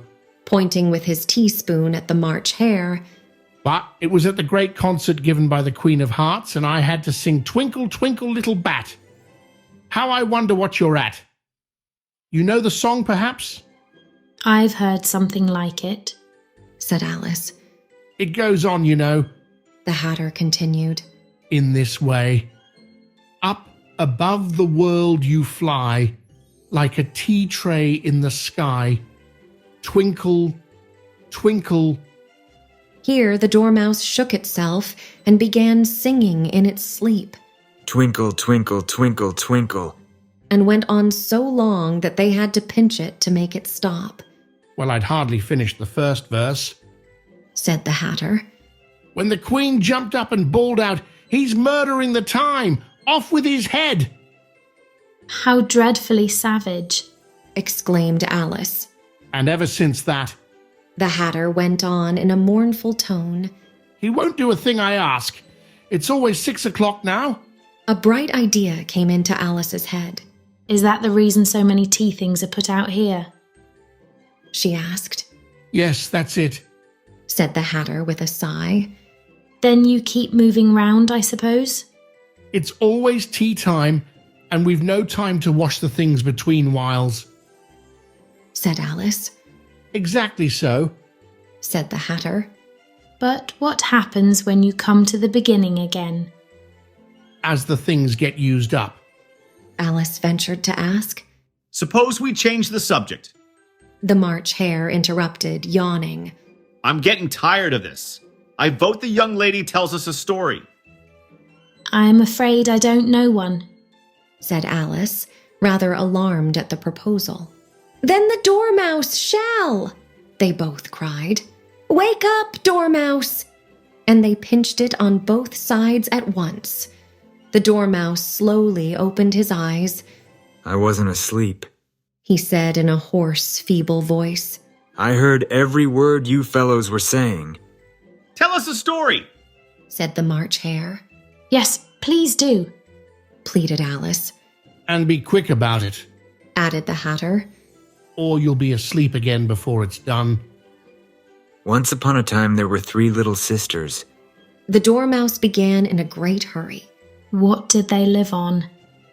And their names were Elsie, Lacey, and Tilly, and they lived at the bottom of a well. What did they live on? Said Alice, who always took a great interest in questions of eating and drinking. They lived on treacle, said the Dormouse, after thinking a minute or two. They couldn't have done that, you know, Alice gently remarked. They'd have been ill. So they were, said the Dormouse. Very ill. Alice tried to fancy to herself what such an extraordinary ways of living would be like, but it puzzled her too much, so she went on. But why did they live at the bottom of a well? Take some more tea, the March Hare said to Alice very earnestly. I've had nothing yet, Alice replied in an offended tone. So I can't take more. You mean you can't take less? Said the Hatter. It's very easy to take more than nothing. Nobody asked your opinion, said Alice. Who's making personal remarks now? the Hatter asked triumphantly. Alice did not quite know what to say to this, so she helped herself to some tea and bread and butter, and then turned to the Dormouse and repeated her question. Why did they live at the bottom of a well? The Dormouse again took a minute or two to think about it, and then said, It was a treacle well. There's no such thing. Alice was beginning very angrily, but the Hatter and the March Hare went, shh, and the Dormouse sulkily remarked, If you can't be civil, you'd better finish the story for yourself. No, please go on, Alice said very humbly. I won't interrupt again. I dare say there may be one. One indeed, said the Dormouse indignantly. However, he consented to go on. And so these 3 little sisters, they were learning to draw, you know. What did they draw? Said Alice, quite forgetting her promise. Treacle, said the Dormouse without considering at all this time. I want a clean cup, interrupted the Hatter. Let's all move one place on. He moved on as he spoke, and the Dormouse followed him. The March Hare moved into the Dormouse's place, and Alice rather unwillingly took the place of the March Hare. The Hatter was the only one who got any advantage from the change, and Alice was a good deal worse off than before, as the March Hare had just upset the milk jug into his plate. Alice did not wish to offend the Dormouse again, so she began very cautiously. But I don't understand. Where did they draw the treacle from? You can draw water out of a water well, said the Hatter. So I should think you could draw treacle out of a treacle well, stupid. But they were in the well, Alice said to the Dormouse, not choosing to notice this last remark. Of course they were, said the Dormouse. Well in. This answer so confused poor Alice that she let the Dormouse go on for some time without interrupting it. They were learning to draw, the Dormouse went on, yawning and rubbing its eyes, for it was getting very sleepy. And they drew all manner of things. Everything that begins with an M. Why with an M? Said Alice. It's the stupidest tea party I ever was at in all my life. Why not? Said the March Hare. Alice was silent. The Dormouse had closed its eyes by this time and was going off into a doze, but on being pinched by the Hatter, it woke up again with a little shriek and went on. That begins with an M, such as mousetraps and the moon and memory and muchness. You know you say things are much of a muchness. Did you ever see such a thing as a drawing of a muchness? Really, now you ask me, said Alice, very much confused. I don't think. Then you shouldn't talk, said the Hatter. This piece of rudeness was more than Alice could bear. She got up in great disgust and walked off. The Dormouse fell asleep instantly, and neither of the others took the least notice of her going, though she looked back once or twice, half hoping that they would call after her. The last time she saw them, they were trying to put the Dormouse into the teapot. At any rate, I'll never go there again, said Alice as she picked her way through the wood. It's the stupidest tea party I ever was at in all my life. Just as she said this, she noticed that one of the trees had a door leading right into it.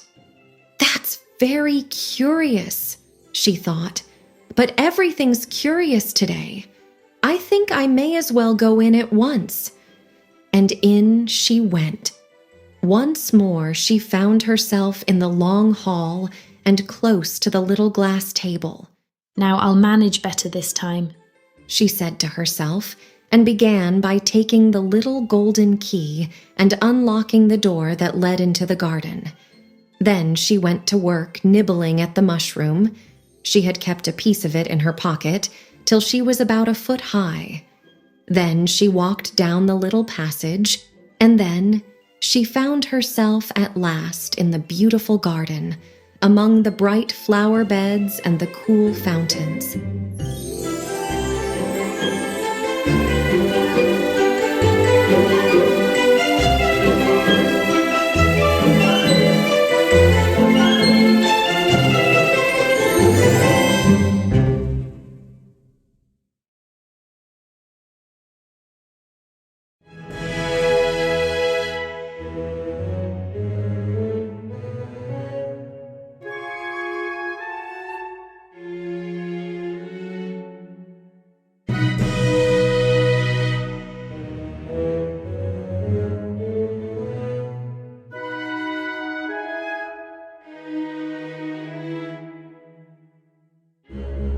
LLB Audiobook presents Alice's Adventures in Wonderland by Lewis Carroll.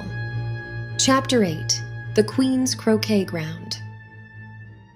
A large rose tree stood near the entrance of the garden.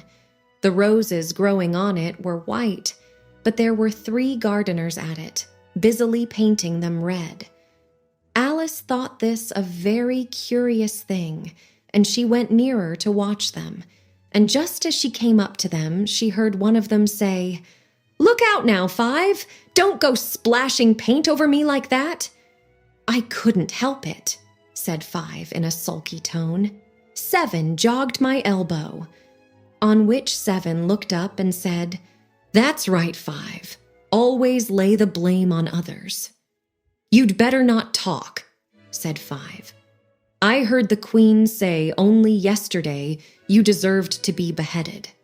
What for? Said the one who had spoken first. That's none of your business, too, said 7. Yes, it is his business, said 5. And I'll tell him it was for bringing the cook tulip roots instead of onions. 7 flung down his brush and had just begun.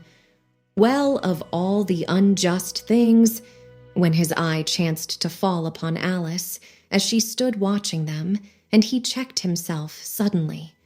The others looked round also, and all of them bowed low. Would you tell me, said Alice a little timidly, why you were painting those roses? 5 and 7 said nothing, but looked at 2. 2 began in a low voice. Why, the fact is, you see, miss, this here ought to have been a red rose tree, and we put a white one in by mistake, and if the Queen was to find it out, we should all have our heads cut off, you know. So you see, miss, we're doing our best afore she comes to— At this moment, 5, who had been anxiously looking across the garden, called out, The Queen! The Queen! And the 3 gardeners instantly threw themselves flat upon their faces. There was a sound of many footsteps, and Alice looked round, eager to see the Queen. First came 10 soldiers carrying clubs. These were all shaped like the 3 gardeners, oblong and flat, with their hands and feet at the corners. Next, the 10 courtiers. These were ornamented all over with diamonds and walked 2 and 2 as the soldiers did. After these came the royal children. There were 10 of them, and the little dears came jumping merrily along hand in hand in couples. They were all ornamented with hearts. Next came the guests, mostly kings and queens, and among them Alice recognized the White Rabbit. It was talking in a hurried, nervous manner, smiling at everything that was said, and went by without noticing her. Then followed the Knave of Hearts, carrying the king's crown on a crimson velvet cushion, and, last of all this grand procession, came the King and Queen of Hearts. Alice was rather doubtful whether she ought not to lie down on her face like the 3 gardeners, but she could not remember ever having heard of such a rule at processions. And besides, what would be the use of a procession, thought she, if people had all to lie down upon their faces so that they couldn't see it?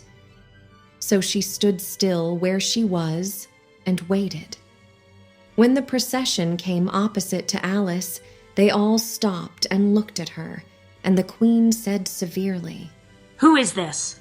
She said it to the Knave of Hearts, who only bowed and smiled in reply. Idiot! Said the Queen, tossing her head impatiently, and turning to Alice, she went on, What's your name, child? My name is Alice, so please your majesty, said Alice very politely, but she added to herself, And why, they're only a pack of cards after all. I needn't be afraid of them. And who are these? Said the Queen, pointing to the 3 gardeners who were lying round the rose tree. For you see, as they were lying on their faces, and the pattern on their backs was the same as the rest of the pack, she could not tell whether they were gardeners, or soldiers, or courtiers, or 3 of her own children. How should I know? Said Alice, surprised at her own courage. It's no business of mine. The Queen turned crimson with fury, and, after glaring at her for a moment like a wild beast, screamed, Off with her head, off! Nonsense, said Alice, very loudly and decidedly, and the Queen was silent. The King laid his hand upon her arm and timidly said, Consider, my dear, she is only a child. The queen turned angrily away from him and said to the knave, Turn them over. The knave did so very carefully with one foot. Get up, said the queen in a shrill, loud voice, and the 3 gardeners instantly jumped up and began bowing to the king, the queen, the royal children, and everybody else. Leave off that, screamed the queen. You make me giddy. And then, turning to the rose tree, she went on. What have you been doing here? May it please your majesty, said Tu in a very humble tone, going down on one knee as he spoke. We were trying. I see, said the queen, who had meanwhile been examining the roses. Off with their heads! And the procession moved on, 3 of the soldiers remaining behind to execute the unfortunate gardeners, who ran to Alice for protection. You shan't be beheaded, said Alice, and she put them into a large flower pot that stood near. The 3 soldiers wandered about for a minute or 2, looking for them, and then quietly marched off after the others. Are their heads off? Shouted the queen. Their heads are gone, if it please your majesty, the soldiers shouted in reply. That's right, shouted the queen. Can you play croquet? The soldiers were silent and looked at Alice, as the question was evidently meant for her. Yes, shouted Alice. Come on then, roared the queen, and Alice joined the procession, wondering very much what would happen next. It's a very fine day, said a timid voice at her side. She was walking by the white rabbit, who was peeping anxiously into her face. Very, said Alice. Where's the Duchess? Hush, hush, said the rabbit in a low, hurried tone. He looked anxiously over his shoulder as he spoke, and then raised himself upon tiptoe, put his mouth close to her ear, and whispered. She's under sentence of execution. What for? said Alice. Did you say what a pity? The rabbit asked. No, I didn't, said Alice. I don't think it's at all a pity. I said what for. She boxed the queen's ears. The rabbit began. Alice gave a little scream of laughter. Oh, hush, the rabbit whispered in a frightened tone. The queen will hear you. You see, she came rather late, and the queen said, Get to your places! shouted the queen in a voice of thunder, and people began running about in all directions, tumbling up against each other. However, they got settled down in a minute or 2, and the game began. Alice thought she had never seen such a curious croquet ground in her life. It was all ridges and furrows. The balls were live hedgehogs, the mallets live flamingos, and the soldiers had to double themselves up and to stand on their hands and feet to make the arches. The chief difficulty Alice found at first was in managing her flamingo. She succeeded in getting its body tucked away, comfortably enough, under her arm, with its legs hanging down, but generally, just as she had got its neck nicely straightened out and was going to give the hedgehog a blow with its head, it would twist itself round and look up in her face with such a puzzled expression that she could not help bursting out laughing. And when she had got its head down and was going to begin again, it was very provoking to find that the hedgehog had unrolled itself and was in the act of crawling away. Besides all this, there was generally a ridge or furrow in the way wherever she wanted to send the hedgehog to, and as the doubled-up soldiers were always getting up and walking off to other parts of the ground, Alice soon came to the conclusion that it was a very difficult game indeed. The players all played at once, without waiting for turns, quarreling all the while and fighting for the hedgehogs. And in a very short time, the queen was in a furious passion and went stamping about and shouting, Off with his head! Or, Off with her head! About once in a minute. Alice began to feel very uneasy. To be sure, she had not as yet had any dispute with the Queen, but she knew that it might happen any minute. And then, thought she, what would become of me? They're dreadfully fond of beheading people here. The great wonder is that there's any one left alive. She was looking about for some way of escape and wondering whether she could get away without being seen, when she noticed a curious appearance in the air. It puzzled her very much at first, but after watching it a minute or two, she made it out to be a grin, and she said to herself, "It's the Cheshire Cat. Now I shall have somebody to talk to." "How are you getting on?" said the cat, as soon as there was mouth enough for it to speak with. Alice waited till the eyes appeared, and then nodded. It's no use speaking to it, she thought, till its ears have come, or at least one of them. In another minute, the whole head appeared, and then Alice put down her flamingo and began an account of the game, feeling very glad she had someone to listen to her. The cat seemed to think that there was enough of it now in sight, and no more of it appeared. "I don't think they play at all fairly," Alice began in rather a complaining tone. "And they all quarrel so dreadfully one can't hear oneself speak. And they don't seem to have any rules in particular. At least, if there are, nobody attends to them. And you've no idea how confusing it is, all the things being alive. For instance, there's the arch I've got to go through next, walking about at the other end of the ground. And I should have croqueted the Queen's hedgehog just now, only it ran away when it saw mine coming." "How do you like the Queen?" said the cat in a low voice. "Not at all," said Alice. "She's so extremely—" Just then she noticed that the Queen was close behind her, listening. So she went on. "Likely to win, that it's hardly worthwhile finishing the game." The Queen smiled and passed on. "Who are you talking to?" said the King, going up to Alice and looking at the cat's head with great curiosity. "It's a friend of mine, a Cheshire Cat," said Alice. "Allow me to introduce it." "I don't like the look of it at all," said the King. "However, it may kiss my hand if it likes." "I'd rather not," the cat remarked. "Don't be impertinent," said the King. "and don't look at me like that." He got behind Alice as he spoke. "A cat may look at a king," said Alice. "I've read that in some book, but I don't remember where." "Well, it must be removed," said the King very decidedly, and he called the Queen, who was passing at the moment. "My dear, I wish you would have this cat removed."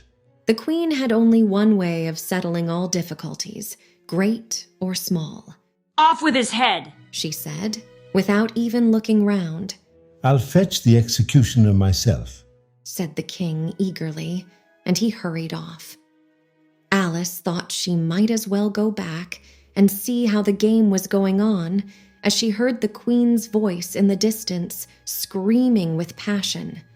She had already heard her sentence 3 of the players to be executed for having missed their turns, and she did not like the look of things at all, as the game was in such confusion that she never knew whether it was her turn or not. So she went in search of her hedgehog. The hedgehog was engaged in a fight with another hedgehog, which seemed to Alice an excellent opportunity for croqueting one of them with the other. The only difficulty was that her flamingo was gone across to the other side of the garden, where Alice could see it trying in a helpless sort of way to fly up into a tree. By the time she had caught the flamingo and brought it back, the fight was over, and both the hedgehogs were out of sight. But it doesn't matter much, thought Alice, as all the arches are gone from this side of the ground. So she tucked it away under her arm, that it might not escape again, and went back for a little more conversation with her friend. When she got back to the Cheshire Cat, she was surprised to find quite a large crowd collected round it. There was a dispute going on between the executioner, the king, and the queen, who were all talking at once, while all the rest were quite silent and looked very uncomfortable. The moment Alice appeared, she was appealed to by all three to settle the question, and they repeated their arguments to her, though, as they all spoke at once, she found it very hard indeed to make out exactly what they said.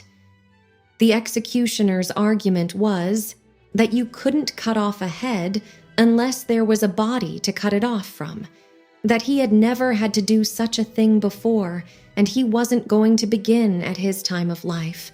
The king's argument was that anything that had a head could be beheaded, and that you weren't to talk nonsense. The queen's argument was that if something wasn't done about it in less than no time, she'd have everybody executed, all round. It was this last remark that had made the whole party look so grave and anxious. Alice could think of nothing else to say, but, "It belongs to the Duchess. You'd better ask her about it." "She's in prison," the queen said to the executioner. "Fetch her here." And the executioner went off like an arrow. The cat's head began fading away the moment he was gone, and by the time he had come back with the Duchess, it had entirely disappeared. So the king and the executioner ran wildly up and down looking for it, while the rest of the party went back to the game.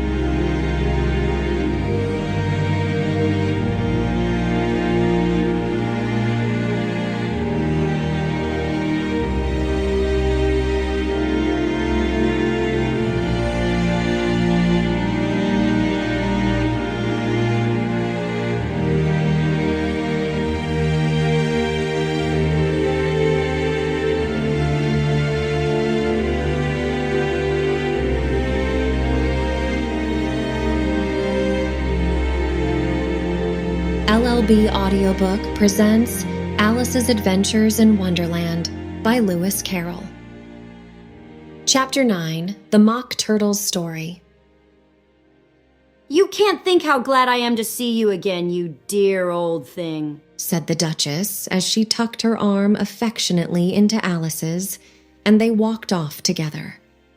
Alice was very glad to find her in such a pleasant temper, and thought to herself that perhaps it was only the pepper that had made her so savage when they met in the kitchen. "When I'm a duchess," she said to herself, not in a very hopeful tone though, "I won't have any pepper in my kitchen at all. Soup does very well without. Maybe it's always pepper that makes people hot-tempered." She went on, very much pleased at having found out a new kind of rule. "And vinegar that makes them sour, and chamomile that makes them bitter, and barley sugar, and such things that make children sweet-tempered. I only wish people knew that, then they wouldn't be so stingy about it, you know." She had quite forgotten the Duchess by this time, and was a little startled when she heard her voice close to her ear.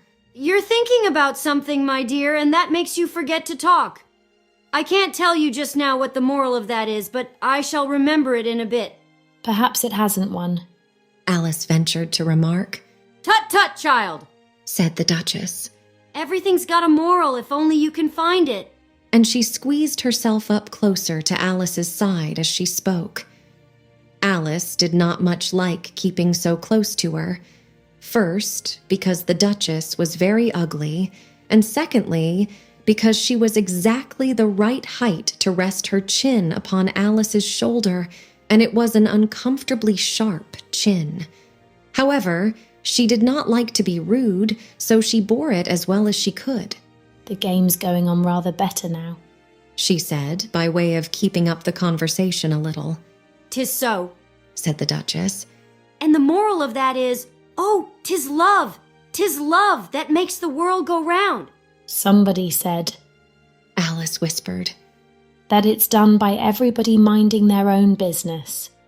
Ah, well, it means much the same thing, said the Duchess, digging her sharp little chin into Alice's shoulder as she added, and the moral of that is, take care of the sense, and the sounds will take care of themselves.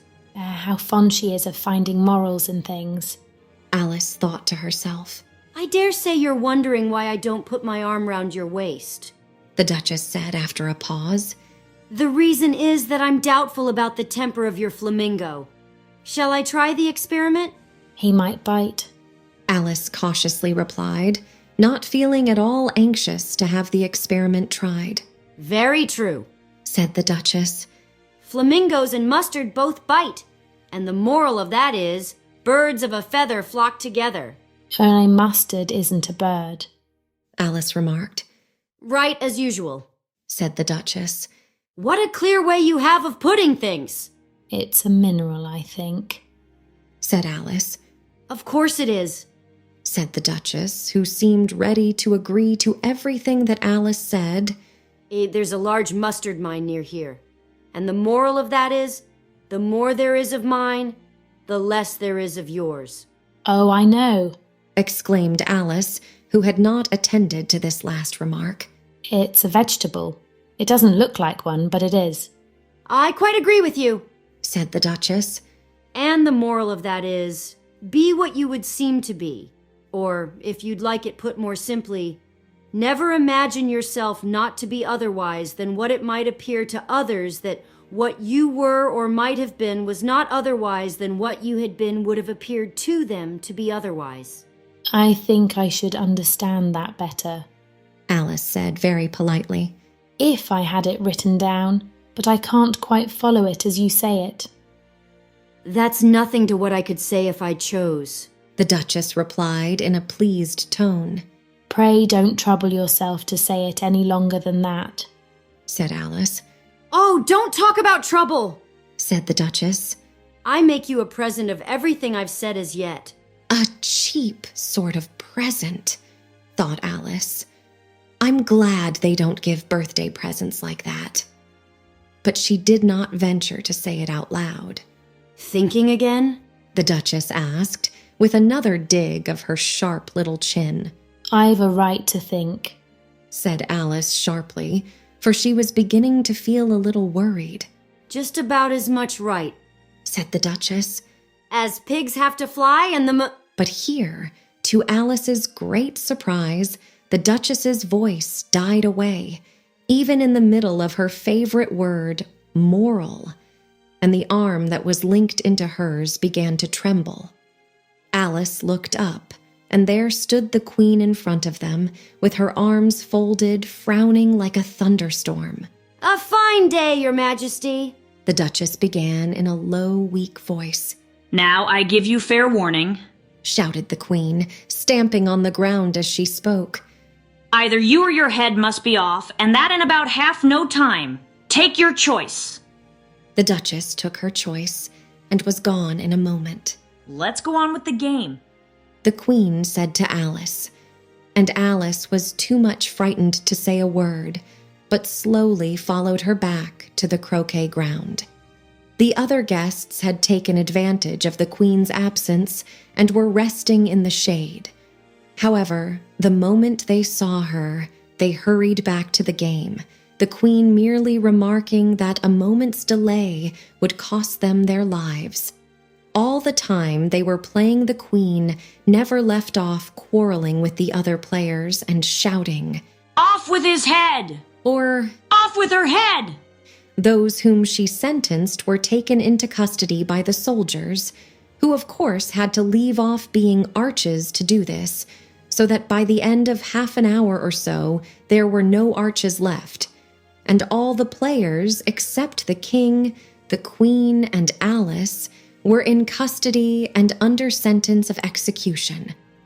Then the queen left off, quite out of breath, and said to Alice, "Have you seen the mock turtle yet?" No, said Alice. I don't even know what a mock turtle is. "It's the thing mock turtle soup is made from," said the queen. I never saw one or heard of one, said Alice. "Come on then," said the queen. "And he shall tell you his history." As they walked off together, Alice heard the king say in a low voice to the company generally, "You are all pardoned. Come, that's a good thing," she said to herself, for she had felt quite unhappy at the number of executions the queen had ordered. They very soon came upon a griffin lying fast asleep in the sun. If you don't know what a griffin is, look at the picture. "Up, lazy thing," said the queen, "and take this young lady to see the mock turtle and to hear his history. I must go back and see after some executions I have ordered." And she walked off, leaving Alice alone with the griffin. Alice did not quite like the look of the creature, but on the whole she thought it would be quite as safe to stay with it as to go after that savage queen. So she waited. The griffin sat up and rubbed its eyes. Then it watched the queen till she was out of sight. Then it chuckled. "What fun," said the griffin, half to itself, half to Alice. "What is the fun?" said Alice. "Why, she," said the griffin. "It's all her fancy, that. They never executes nobody, you know. Come on." Everybody says, "Come on," here, thought Alice, as she went slowly after it.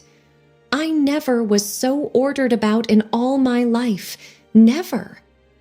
They had not gone far before they saw the mock turtle in the distance, sitting sad and lonely on a little ledge of rock, and, as they came nearer, Alice could hear him sighing as if his heart would break. She pitied him deeply. "What is his sorrow?" she asked the griffin, and the griffin answered, very nearly in the same words as before. "It's all his fancy, that. He hasn't got no sorrow, you know. Come on." So they went up to the mock turtle, who looked at them with large eyes full of tears, but said nothing. "This here young lady," said the griffin. "She wants for to know your history, she do." "I'll tell it her," said the mock turtle in a deep, hollow tone. "Sit down, both of you, and don't speak a word till I've finished." So they sat down, and nobody spoke for some minutes. Alice thought to herself, I don't see how he can ever finish if he doesn't begin. But she waited patiently. "Once," said the mock turtle at last, with a deep sigh, "I was a real turtle." These words were followed by a very long silence, broken only by an occasional exclamation of "Hika!" from the griffin and the constant heavy sobbing of the mock turtle. Alice was very nearly getting up and saying, "Thank you, sir, for your interesting story." But she could not help thinking there must be more to come, so she sat still and said nothing. "When we were little," the mock turtle went on at last, more calmly, though still sobbing a little now and then. "we went to school in the sea. The master was an old turtle. We used to call him Tortoise."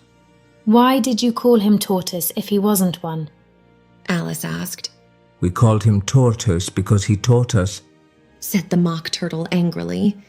"You ought to be ashamed of yourself for asking such a simple question."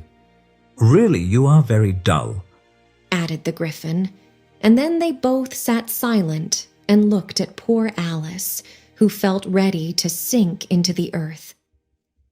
At last the griffin said to the mock turtle, "Drive on, old fellow. Don't be all day about it." And he went on in these words. "Yes, we went to school in the sea, though you mayn't believe it. I never said I didn't, interrupted Alice. You did, said the Mock Turtle. Hold your tongue, added the Griffin before Alice could speak again. The Mock Turtle went on. We had the best of educations. In fact, we went to school every day. I've been to a day school too, said Alice. You needn't be so proud as all that, asked the Mock Turtle a little anxiously. Yes, said Alice. We learned French and music. And washing, said the Mock Turtle. Certainly not, said Alice indignantly. Ah, then yours wasn't a really good school, said the Mock Turtle in a tone of great relief.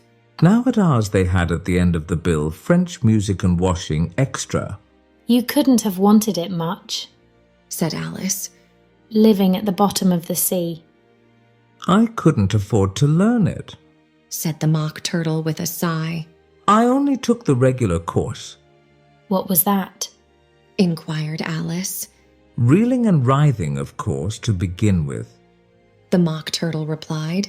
And then the different branches of arithmetic, ambition, distraction, uglification, and derision. I never heard of uglification, Alice ventured to say. What is it? The Griffin lifted up both its paws in surprise. What, never heard of uglifying? It exclaimed. You know what to beautify is, I suppose. Yes, said Alice doubtfully.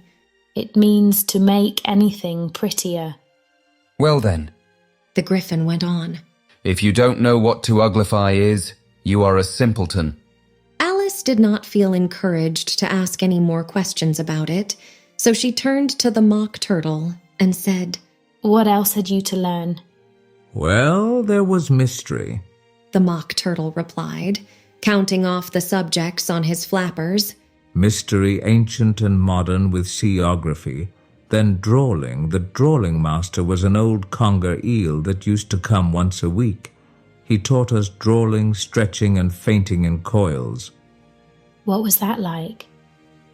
said Alice. Well, I can't show it you myself, the Mock Turtle said.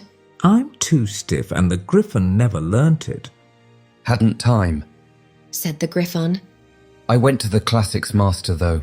He was an old crab, he was. I never went to him, the Mock Turtle said with a sigh. He taught laughing and grief, they used to say. So he did, said the Griffin, sighing in his turn, and both creatures hid their faces in their paws. And how many hours a day did you do lessons? said Alice, in a hurry to change the subject. 10 hours the first day, said the Mock Turtle. 9 the next, and so on. What a curious plan, exclaimed Alice. That's the reason they're called lessons, the Griffin remarked. Because they lessen from day to day. This was quite a new idea to Alice, and she thought it over a little before she made her next remark. Then the 11th day must have been a holiday? Of course it was, said the Mock Turtle. And how did you manage on the 12th? Alice went on eagerly. That's enough about lessons. The Griffin interrupted in a very decided tone. Tell her something about the games now.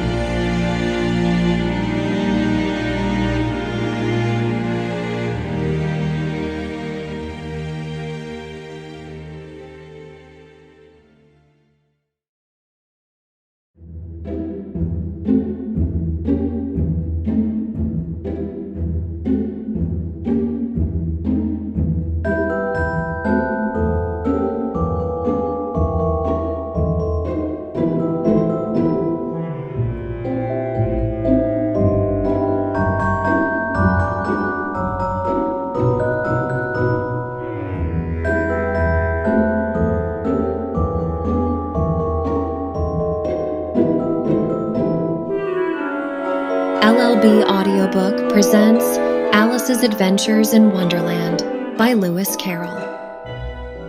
Chapter 10, The Lobster Quadrille. The Mock Turtle sighed deeply and drew the back of one flapper across his eyes. He looked at Alice and tried to speak, but for a minute or two, sobs choked his voice. Same as if he had a bone in his throat, said the Griffin, and it set to work shaking him and punching him in the back. At last, the Mock Turtle recovered his voice, and with tears running down his cheeks, he went on again. You may not have lived much under the sea. I haven't, said Alice. And perhaps you were never even introduced to a lobster. Alice began to say, I once tasted, but checked herself hastily and said, No, never. So you can have no idea what a delightful thing a lobster quadrille is. No, indeed, said Alice. What sort of a dance is it? Why, said the Griffin, you first form into a line along the seashore. 2 lines, cried the Mock Turtle. Seals, turtles, salmon, and so on. Then when you've cleared all the jellyfish out of the way... That generally takes some time, interrupted the Griffin. You advance twice. Each with a lobster as a partner, cried the Griffin. Of course, the Mock Turtle said. Advance twice, set to partners. Change lobsters and retire in same order, continued the Griffin. Then you know. Change lobsters and retire in same order, the Mock Turtle went on. You throw the lobsters, shouted the Griffin with a bound into the air. As far out to sea as you can. Swim after them, screamed the Griffin. Turn a somersault in the sea, cried the Mock Turtle, capering wildly about. Change lobsters again, yelled the Griffin at the top of its voice. Back to land again, and that's all the first figure, said the Mock Turtle, suddenly dropping his voice, and the 2 creatures, who had been jumping about like mad things all this time, sat down again very sadly and quietly and looked at Alice. It must be a very pretty dance, said Alice timidly. Would you like to see a little of it? said the Mock Turtle. Very much indeed, said Alice. Come, let's try the first figure, said the Mock Turtle to the Griffin. We can do without lobsters, you know, which shall sing. Oh, you sing, said the Griffin. I've forgotten the words. So they began solemnly dancing round and round Alice, every now and then treading on her toes when they passed too close, and waving their forepaws to mark the time, while the Mock Turtle sang this, very slowly and sadly. Will you walk a little faster? Said a whiting to a snail. There's a porpoise close behind us, and he's treading on my tail. See how eagerly the lobsters and the turtles all advance. They are waiting on the shingle. Will you come and join the dance? Will you, won't you, will you, won't you, will you join the dance? Will you, won't you, will you, won't you join the dance? You can really have no notion how delightful it will be when they take us up and throw us with the lobsters out to sea.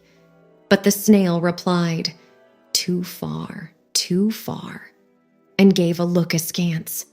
Said he thanked the whiting kindly, but he would not join the dance. Would not, could not, would not, could not, would not join the dance. Would not, could not, would not, could not join the dance. What matters it how far we go?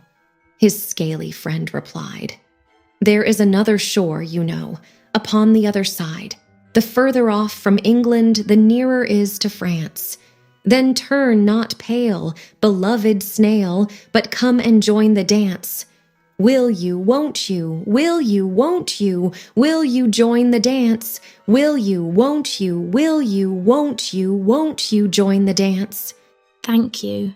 It's a very interesting dance to watch, said Alice, feeling very glad that it was over at last. And I do so like that curious song about the whiting. Oh, as to the whiting, said the Mock Turtle. Are they? You've seen them, of course. Yes, said Alice. I've often seen them at Din. She checked herself hastily. I don't know where Din may be, said the Mock Turtle. Ursad, but if you've seen them so often, of course you know what they're like. I believe so, Alice replied thoughtfully. They have their tails in their mouths, and they're all over crumbs. You're wrong about the crumbs, said the Mock Turtle. Crumbs would all wash off in the sea, but they have their tails in their mouths, and the reason is... Here the Mock Turtle yawned and shut his eyes. Tell her about the reason and all that, he said to the Griffon. The reason is, said the Griffon, that they would go with the lobsters to the dance. So they got thrown out to sea. So they had to fall a long way. So they got their tails fast in their mouths. So they couldn't get them out again. That's all. Thank you, said Alice. It's very interesting. I never knew so much about a whiting before. I can tell you more than that if you like, said the Griffon. Do you know why it's called a whiting? I never thought about it, said Alice. Why? It does the boots and shoes. The Griffon replied very solemnly. Alice was thoroughly puzzled. Does the boots and shoes? She repeated in a wondering tone. Why, what are your shoes done with? Said the Griffon. I mean, what makes them so shiny? Alice looked down at them and considered a little before she gave her answer. They're done with blacking, I believe. Boots and shoes under the sea, the Griffon went on in a deep voice, are done with a whiting. Now you know. And what are they made of? Alice asked in a tone of great curiosity. Soles and eels, of course. The Griffon replied, rather impatiently. Any shrimp could have told you that. If I'd been the whiting, said Alice, whose thoughts were still running on the song. I'd have said to the porpoise, keep back, please. We don't want you with us. They were obliged to have him with them. The Mock Turtle said, No wise fish would go anywhere without a porpoise. Wouldn't it really? Said Alice in a tone of great surprise. Of course not, said the Mock Turtle. Why, if a fish came to me and told me he was going a journey, I should say, with what purpose? Don't you mean purpose? Said Alice. I mean what I say. The Mock Turtle replied in an offended tone, and the Griffon added, Come, let's hear some of your adventures. I could tell you my adventures, beginning from this morning, said Alice a little timidly. But it's no use going back to yesterday because I was a different person then. Explain all that, said the Mock Turtle. No, the adventures first, said the Griffon in an impatient tone. Explanations take such a dreadful time. So Alice began telling them her adventures from the time when she first saw the White Rabbit. She was a little nervous about it just at first. The two creatures got so close to her, one on each side, and opened their eyes and mouths so very wide, but she gained courage as she went on. Her listeners were perfectly quiet till she got to the part about her repeating, You are old, Father William, to the caterpillar, and the words all coming different, and then the Mock Turtle drew a long breath and said, That's very curious. It's all about as curious as it can be, said the Griffon. It all came different, the Mock Turtle repeated thoughtfully. I should like to hear her try and repeat something now. Tell her to begin. He looked at the Griffon as if he thought it had some kind of authority over Alice. Stand up and repeat. 'Tis the voice of the sluggard, said the Griffon. How the creatures order one about and make one repeat lessons, thought Alice. I might as well be at school at once. However, she got up and began to repeat it, but her head was so full of the lobster quadrille that she hardly knew what she was saying, and the words came very queer indeed. 'Tis the voice of the lobster, I heard him declare. You have baked me too brown, I must sugar my hair. As a duck with its eyelids, so he with his nose trims his belt and his buttons and turns out his toes. Later editions continued as follows. When the sands are all dry, he is gay as a lark and will talk in contemptuous tones of the shark. But when the tide rises and sharks are around, his voice has a timid and tremulous sound. That's different from what I used to say when I was a child, said the Gryphon. Well, I never heard it before, said the Mock Turtle. But it sounds uncommon nonsense. Alice said nothing. She had sat down with her face in her hands, wondering if anything would ever happen in a natural way again. I should like to have it explained, said the Mock Turtle. She can't explain it, said the Gryphon hastily. Go on with the next verse. But about his toes? The Mock Turtle persisted. How could he turn them out with his nose, you know? It's the first position in dancing, Alice said, but was dreadfully puzzled by the whole thing and longed to change the subject. Go on with the next verse, the Gryphon repeated impatiently. First begins, I passed by his garden. Alice did not dare to disobey, though she felt sure it would all come wrong, and she went on in a trembling voice. I passed by his garden and marked with one eye how the owl and the panther were sharing a pie. Later editions continued as follows. The panther took pie crust and gravy and meat, while the owl had the dish as its share of the treat. When the pie was all finished, the owl, as a boon, was kindly permitted to pocket the spoon, while the panther received knife and fork with a growl and concluded the banquet. What is the use of repeating all that stuff? The Mock Turtle interrupted. If you don't explain it as you go on, it's by far the most confusing thing I ever heard. Yes, I think you'd better leave off, said the Gryphon, and Alice was only too glad to do so. Shall we try another figure of the lobster quadrille? The Gryphon went on. Or would you like the Mock Turtle to sing you a song? Oh, a song, please, if the Mock Turtle would be so kind, Alice replied, so eagerly that the Gryphon said, in a rather offended tone, No accounting for tastes. Sing her turtle soup, will you, old fellow? The Mock Turtle sighed deeply and began, in a voice sometimes choked with sobs, to sing this. Beautiful soup, so rich and green, waiting in a hot tureen. Who for such dainties would not stoop? Soup of the evening, beautiful soup. Soup of the evening, beautiful soup. Bo, ootiful soup. Bo, ootiful soup. Soup of the evening, beautiful, beautiful soup. Beautiful soup, who cares for fish, game, or any other dish? Who would not give all else for 2p pennyworth only of beautiful soup? Pennyworth only of beautiful soup. Bo, ootiful soup. Bo, ootiful soup. Soup of the evening, beautiful, beautiful soup. Chorus again, cried the Gryphon, and the Mock Turtle had just begun to repeat it, when a cry of, "The trial's beginning," was heard in the distance.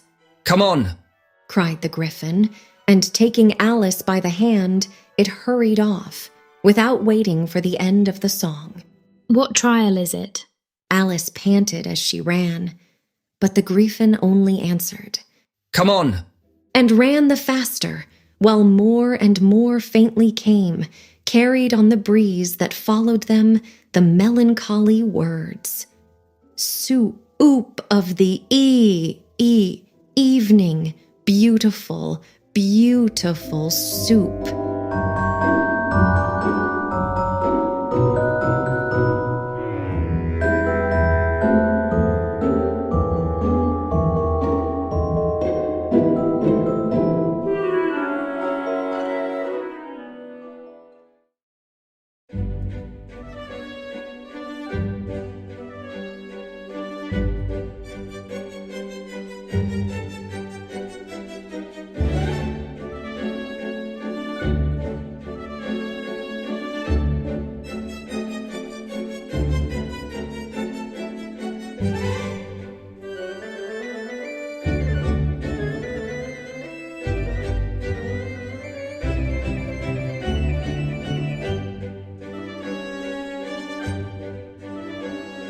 LLB Audiobook presents Alice's Adventures in Wonderland by Lewis Carroll.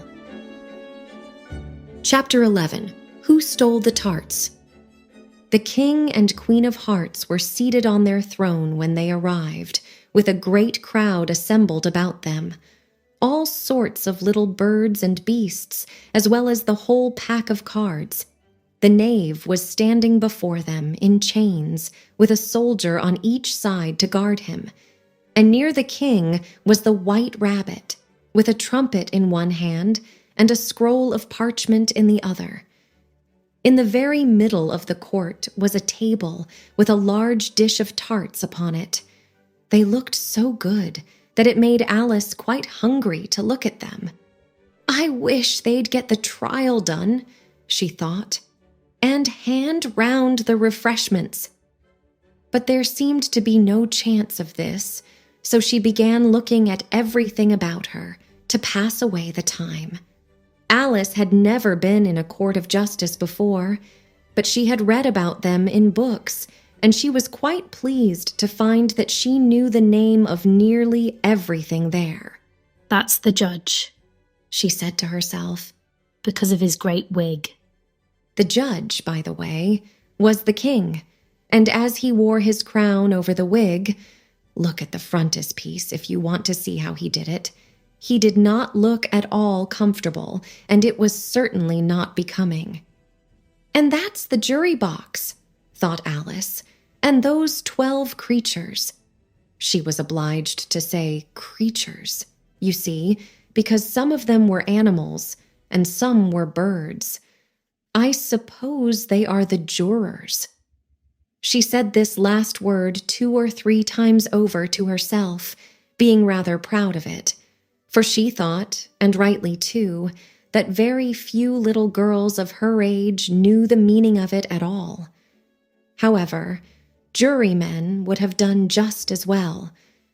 The 12 jurors were all writing very busily on slates. "What are they doing?" Alice whispered to the Griffon. "They can't have anything to put down yet before the trial's begun." They're putting down their names, the Griffon whispered in reply, for fear they should forget them before the end of the trial. "Stupid things," Alice began in a loud, indignant voice, but she stopped hastily, for the white rabbit cried out, "Silence in the court!" And the king put on his spectacles and looked anxiously round to make out who was talking. Alice could see, as well as if she were looking over their shoulders, that all the jurors were writing down stupid things on their slates, and she could even make out that one of them didn't know how to spell stupid, and that he had to ask his neighbor to tell him. "A nice muddle their slates'll be in before the trial's over," thought Alice. One of the jurors had a pencil that squeaked. This, of course, Alice could not stand, and she went round the court and got behind him, and very soon found an opportunity of taking it away. She did it so quickly that the poor little juror, it was Bill, the lizard, could not make out at all what had become of it. So, after hunting all about for it, he was obliged to write with one finger for the rest of the day. And this was of very little use, as it left no mark on the slate. "Harold, read the accusation," said the king. On this, the white rabbit blew 3 blasts on the trumpet, and then unrolled the parchment scroll and read as follows. "The Queen of Hearts, she made some tarts, all on a summer day. The Knave of Hearts, he stole those tarts and took them quite away." "Consider your verdict," the king said to the jury. "Not yet, not yet," the rabbit hastily interrupted. "There's a great deal to come before that." "Call the first witness," said the king, and the white rabbit blew 3 blasts on the trumpet and called out, "First witness!" The first witness was the Hatter. He came in with a teacup in one hand and a piece of bread and butter in the other. I beg pardon, Your Majesty, he began, for bringing these in, but I hadn't quite finished my tea when I was sent for. You ought to have finished, said the king. When did you begin? The Hatter looked at the March Hare, who had followed him into the court, arm in arm with the Dormouse. 14th of March, I think it was, he said. 15th? said the March Hare. 16th, added the Dormouse. Write that down, the king said to the jury, and the jury eagerly wrote down all 3 dates on their slates, and then added them up and reduced the answer to shillings and pence. Take off your hat, the king said to the Hatter. It isn't mine, said the Hatter. Stolen, the king exclaimed, turning to the jury, who instantly made a memorandum of the fact. I keep them to sell, the Hatter added as an explanation. I've none of my own. I'm a hatter. Here the queen put on her spectacles and began staring at the Hatter, who turned pale and fidgeted. Give your evidence, said the king. And don't be nervous, or I'll have you executed on the spot. This did not seem to encourage the witness at all. He kept shifting from one foot to the other, looking uneasily at the queen, and in his confusion, he bit a large piece out of his teacup instead of the bread and butter. Just at this moment, Alice felt a very curious sensation, which puzzled her a good deal until she made out what it was. She was beginning to grow larger again, and she thought at first she would get up and leave the court. But on second thoughts, she decided to remain where she was as long as there was room for her. I wish you wouldn't squeeze so, said the Dormouse, who was sitting next to her. I can hardly breathe.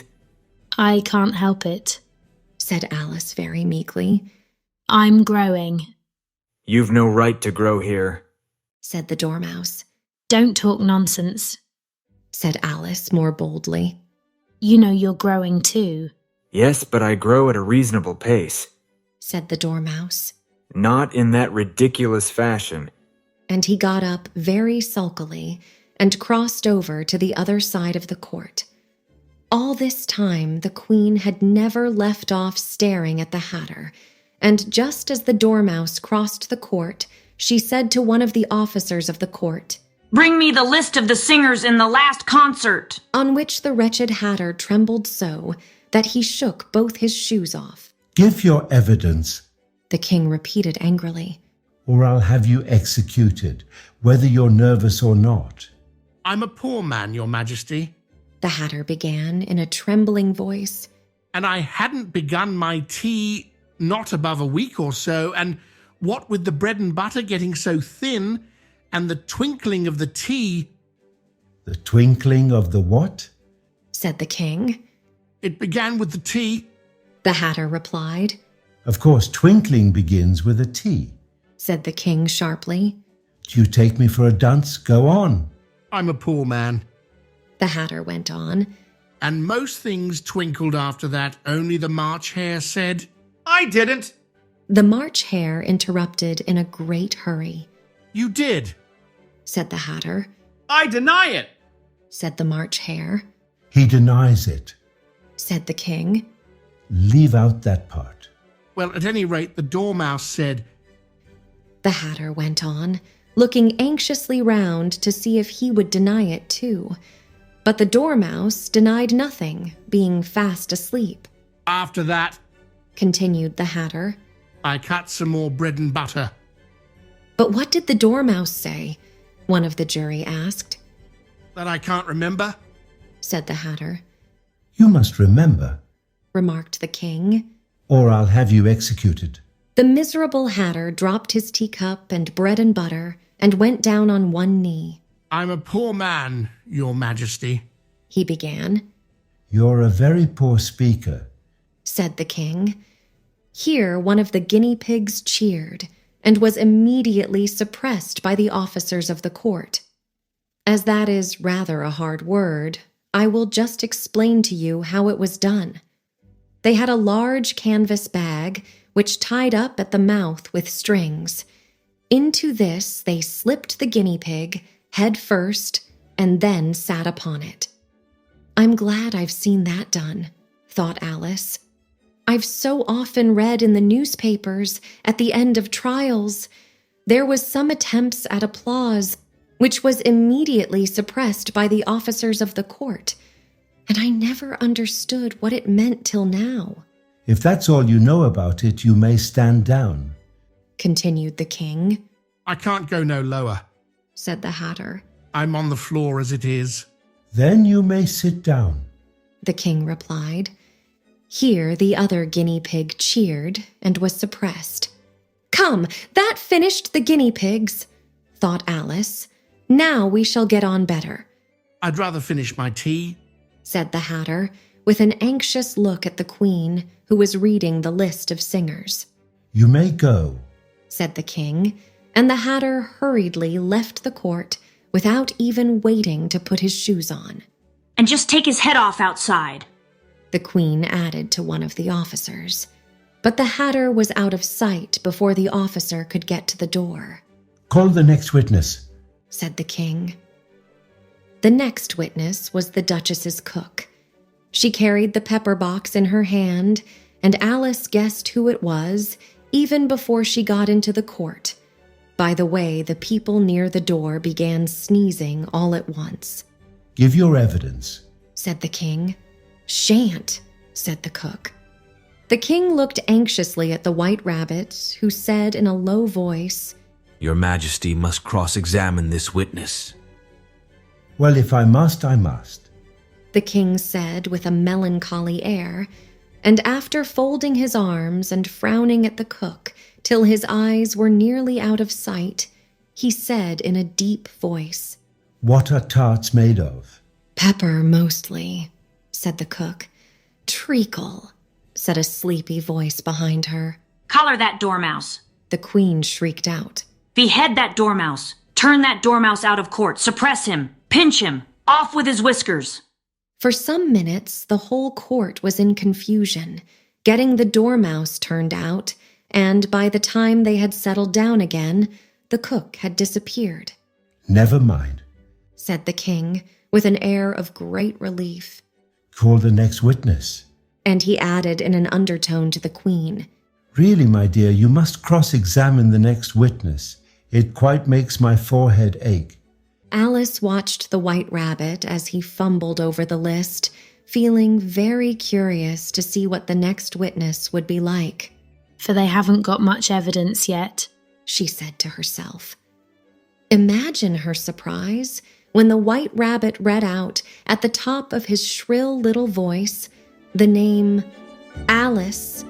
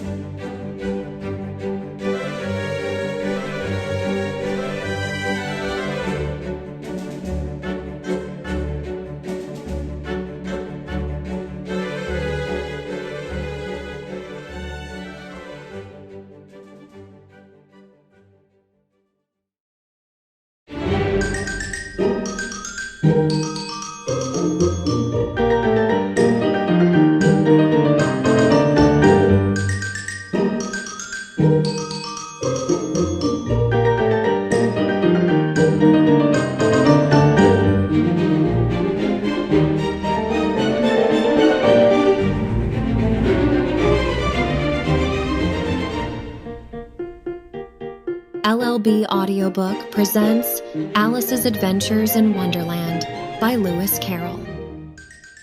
Final chapter. Chapter 12, Alice's Evidence.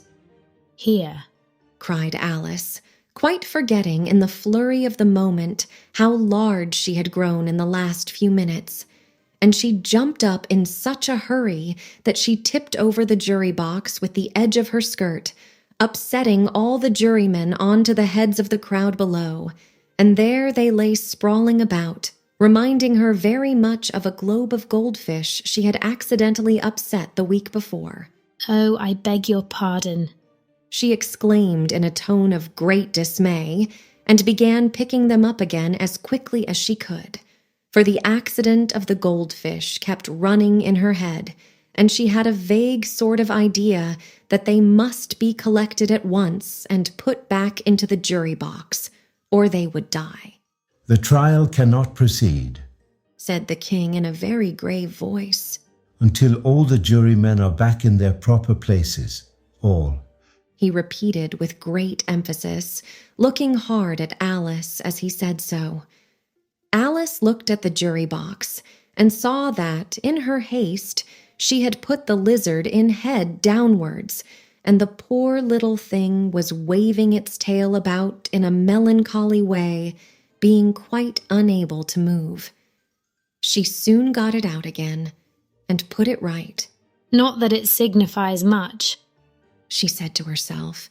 "I should think it would be quite as much use in the trial one way up as the other." As soon as the jury had a little recovered from the shock of being upset, and their slates and pencils had been found and handed back to them, they set to work very diligently to write out a history of the accident, all except the lizard, who seemed too much overcome to do anything but sit with its mouth open, gazing up into the roof of the court. "What do you know about this business?" the king said to Alice. "Nothing," said Alice. "Nothing whatever?" persisted the king. "Nothing whatever," said Alice. "That's very important," the king said, turning to the jury. They were just beginning to write this down on their slates when the White Rabbit interrupted. Unimportant, Your Majesty means, of course, he said in a very respectful tone, but frowning and making faces at him as he spoke. "Unimportant, of course, I meant," the king hastily said, and went on to himself in an undertone. "Important, unimportant, unimportant, important," as if he were trying which word sounded best. Some of the jury wrote it down, important, and some unimportant. Alice could see this, as she was near enough to look over their slates. But it doesn't matter a bit, she thought to herself. At this moment, the king, who had been for some time busily writing in his notebook, cackled out. "Silence," and read out from his book. "Rule 42. All persons more than a mile high to leave the court." Everybody looked at Alice. "I'm not a mile high," said Alice. "You are?" said the king. "Nearly 2 miles high," added the queen. "Well, I shan't go at any rate," said Alice. "Besides, that's not a regular rule. You invented it just now." "It's the oldest rule in the book," said the king. "Then it ought to be number 1. said Alice. The king turned pale and shut his notebook hastily.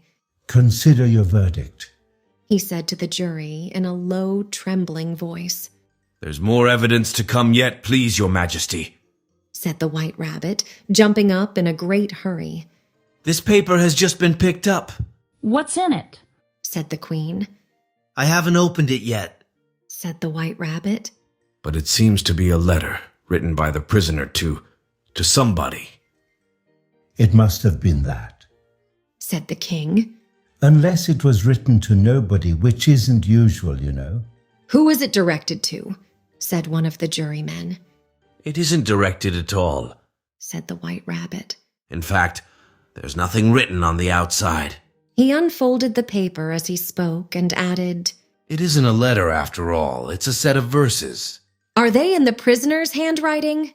asked another of the jurymen. No, they're not, said the White Rabbit. And that's the queerest thing about it. The jury all looked puzzled. "He must have imitated somebody else's hand," said the King. The jury all brightened up again. Please, Your Majesty, said the knave. I didn't write it, and they can't prove I did. There's no name signed at the end. "If you didn't sign it," said the King, That only makes the matter worse.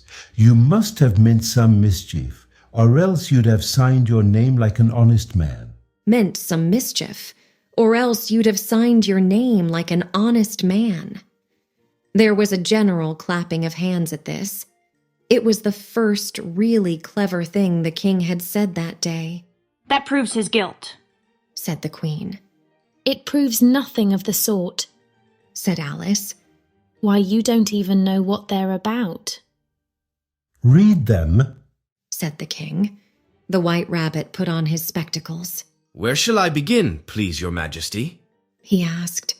Begin at the beginning, the king said gravely, and go on till you come to the end. Then stop. These were the verses the White Rabbit read. They told me you had been to her and mentioned me to him. She gave me a good character, but said I could not swim. He sent them word I had not gone. We know it to be true. If she should push the matter on, what would become of you? I gave her one. They gave him two. You gave us three or more. They all returned from him to you, though they were mine before. If I or she should chance to be involved in this affair, he trusts to you to set them free, exactly as we were. My notion was that you had been, before she had this fit, an obstacle that came between him and ourselves and it. Don't let him know she liked them best, for this must ever be a secret, kept from all the rest, between yourself and me. That's the most important piece of evidence we've heard yet, said the king, rubbing his hands. So now let the jury... If any one of them can explain it, said Alice. She had grown so large in the last few minutes that she wasn't a bit afraid of interrupting him. I'll give him 6pence. I don't believe there's an atom of meaning in it. The jury all wrote down on their slates, she doesn't believe there's an atom of meaning in it, but none of them attempted to explain the paper. If there's no meaning in it, said the king, that saves a world of trouble, you know, as we needn't try to find any.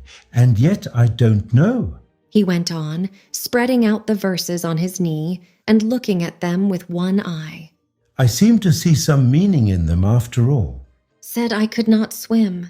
You can't swim, can you? He added, turning to the knave.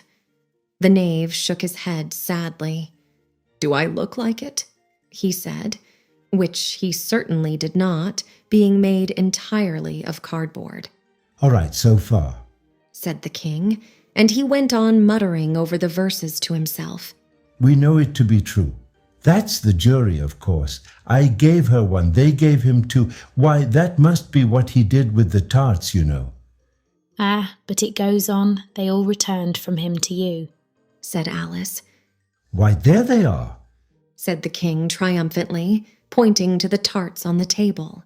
Nothing can be clearer than that. Then again, before she had this fit, you never had fits, my dear, I think, he said to the queen. Never, said the queen furiously, throwing an inkstand at the lizard as she spoke. The unfortunate little Bill had left off writing on his slate with one finger, as he found it made no mark, but he now hastily began again, using the ink that was trickling down his face as long as it lasted. Then the words don't fit you, said the king, looking round the court with a smile. There was a dead silence. It's a pun, the king added in an offended tone, and everybody laughed. Let the jury consider their verdict, the king said, for about the 20th time that day. No, said the queen. Sentence first, verdict afterwards. Stuff and nonsense, said Alice loudly. The idea of having the sentence first. Hold your tongue, said the queen, turning purple. I won't, said Alice. Off with her head, the queen shouted at the top of her voice. Nobody moved. Who cares for you? said Alice. She had grown to her full size by this time. You're nothing but a pack of cards. At this, the whole pack rose up into the air and came flying down upon her. She gave a little scream, half of fright and half of anger, and tried to beat them off, and found herself lying on the bank, with her head in the lap of her sister, who was gently brushing away some dead leaves that had fluttered down from the trees upon her face. "Wake up, Alice dear," said her sister. "Why, what a long sleep you've had." "Oh, I've had such a curious dream," said Alice, and she told her sister, as well as she could remember them, all these strange adventures of hers that you have just been reading about. And when she had finished, her sister kissed her and said, "It was a curious dream, dear, certainly. But now run in to your tea. It's getting late." So Alice got up and ran off, thinking while she ran, as well she might, what a wonderful dream it had been. But her sister sat still just as she left her, leaning her head on her hand, watching the setting sun, and thinking of little Alice and all her wonderful adventures, till she too began dreaming after a fashion, and this was her dream. First, she dreamed of little Alice herself, and once again the tiny hands were clasped upon her knee, and the bright, eager eyes were looking up into hers. She could hear the very tones of her voice, and see that queer little toss of her head to keep back the wandering hair that would always get into her eyes. And still, as she listened, or seemed to listen, the whole place around her became alive with the strange creatures of her little sister's dream. The long grass rustled at her feet as the white rabbit hurried by. The frightened mouse splashed his way through the neighboring pool. She could hear the rattle of the teacups as the March Hare and his friends shared their never-ending meal, and the shrill voice of the queen ordering off her unfortunate guests to execution. Once more, the pig baby was sneezing on the Duchess's knee, while plates and dishes crashed around it. Once more, the shriek of the griffin, the squeaking of the lizard's slate pencil, and the choking of the suppressed guinea pigs filled the air, mixed up with the distant sobs of the miserable mock turtle. So she sat on, with closed eyes, and half believed herself in Wonderland, though she knew she had but to open them again, and all would change to dull reality. The grass would be only rustling in the wind, and the pool rippling to the waving of the reeds. The rattling teacups would change to tinkling sheep bells, and the queen's shrill cries to the voice of the shepherd boy, and the sneeze of the baby, the shriek of the griffin, and all the other queer noises would change, she knew, to the confused clamor of the busy farmyard, while the lowing of the cattle in the distance would take the place of the mock turtle's heavy sobs.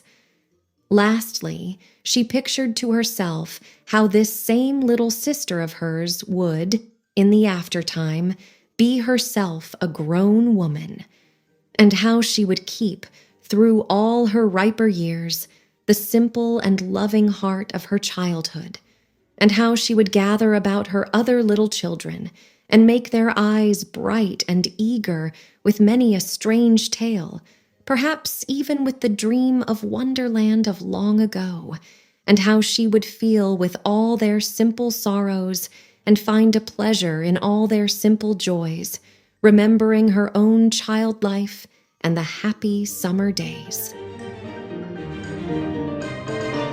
The end.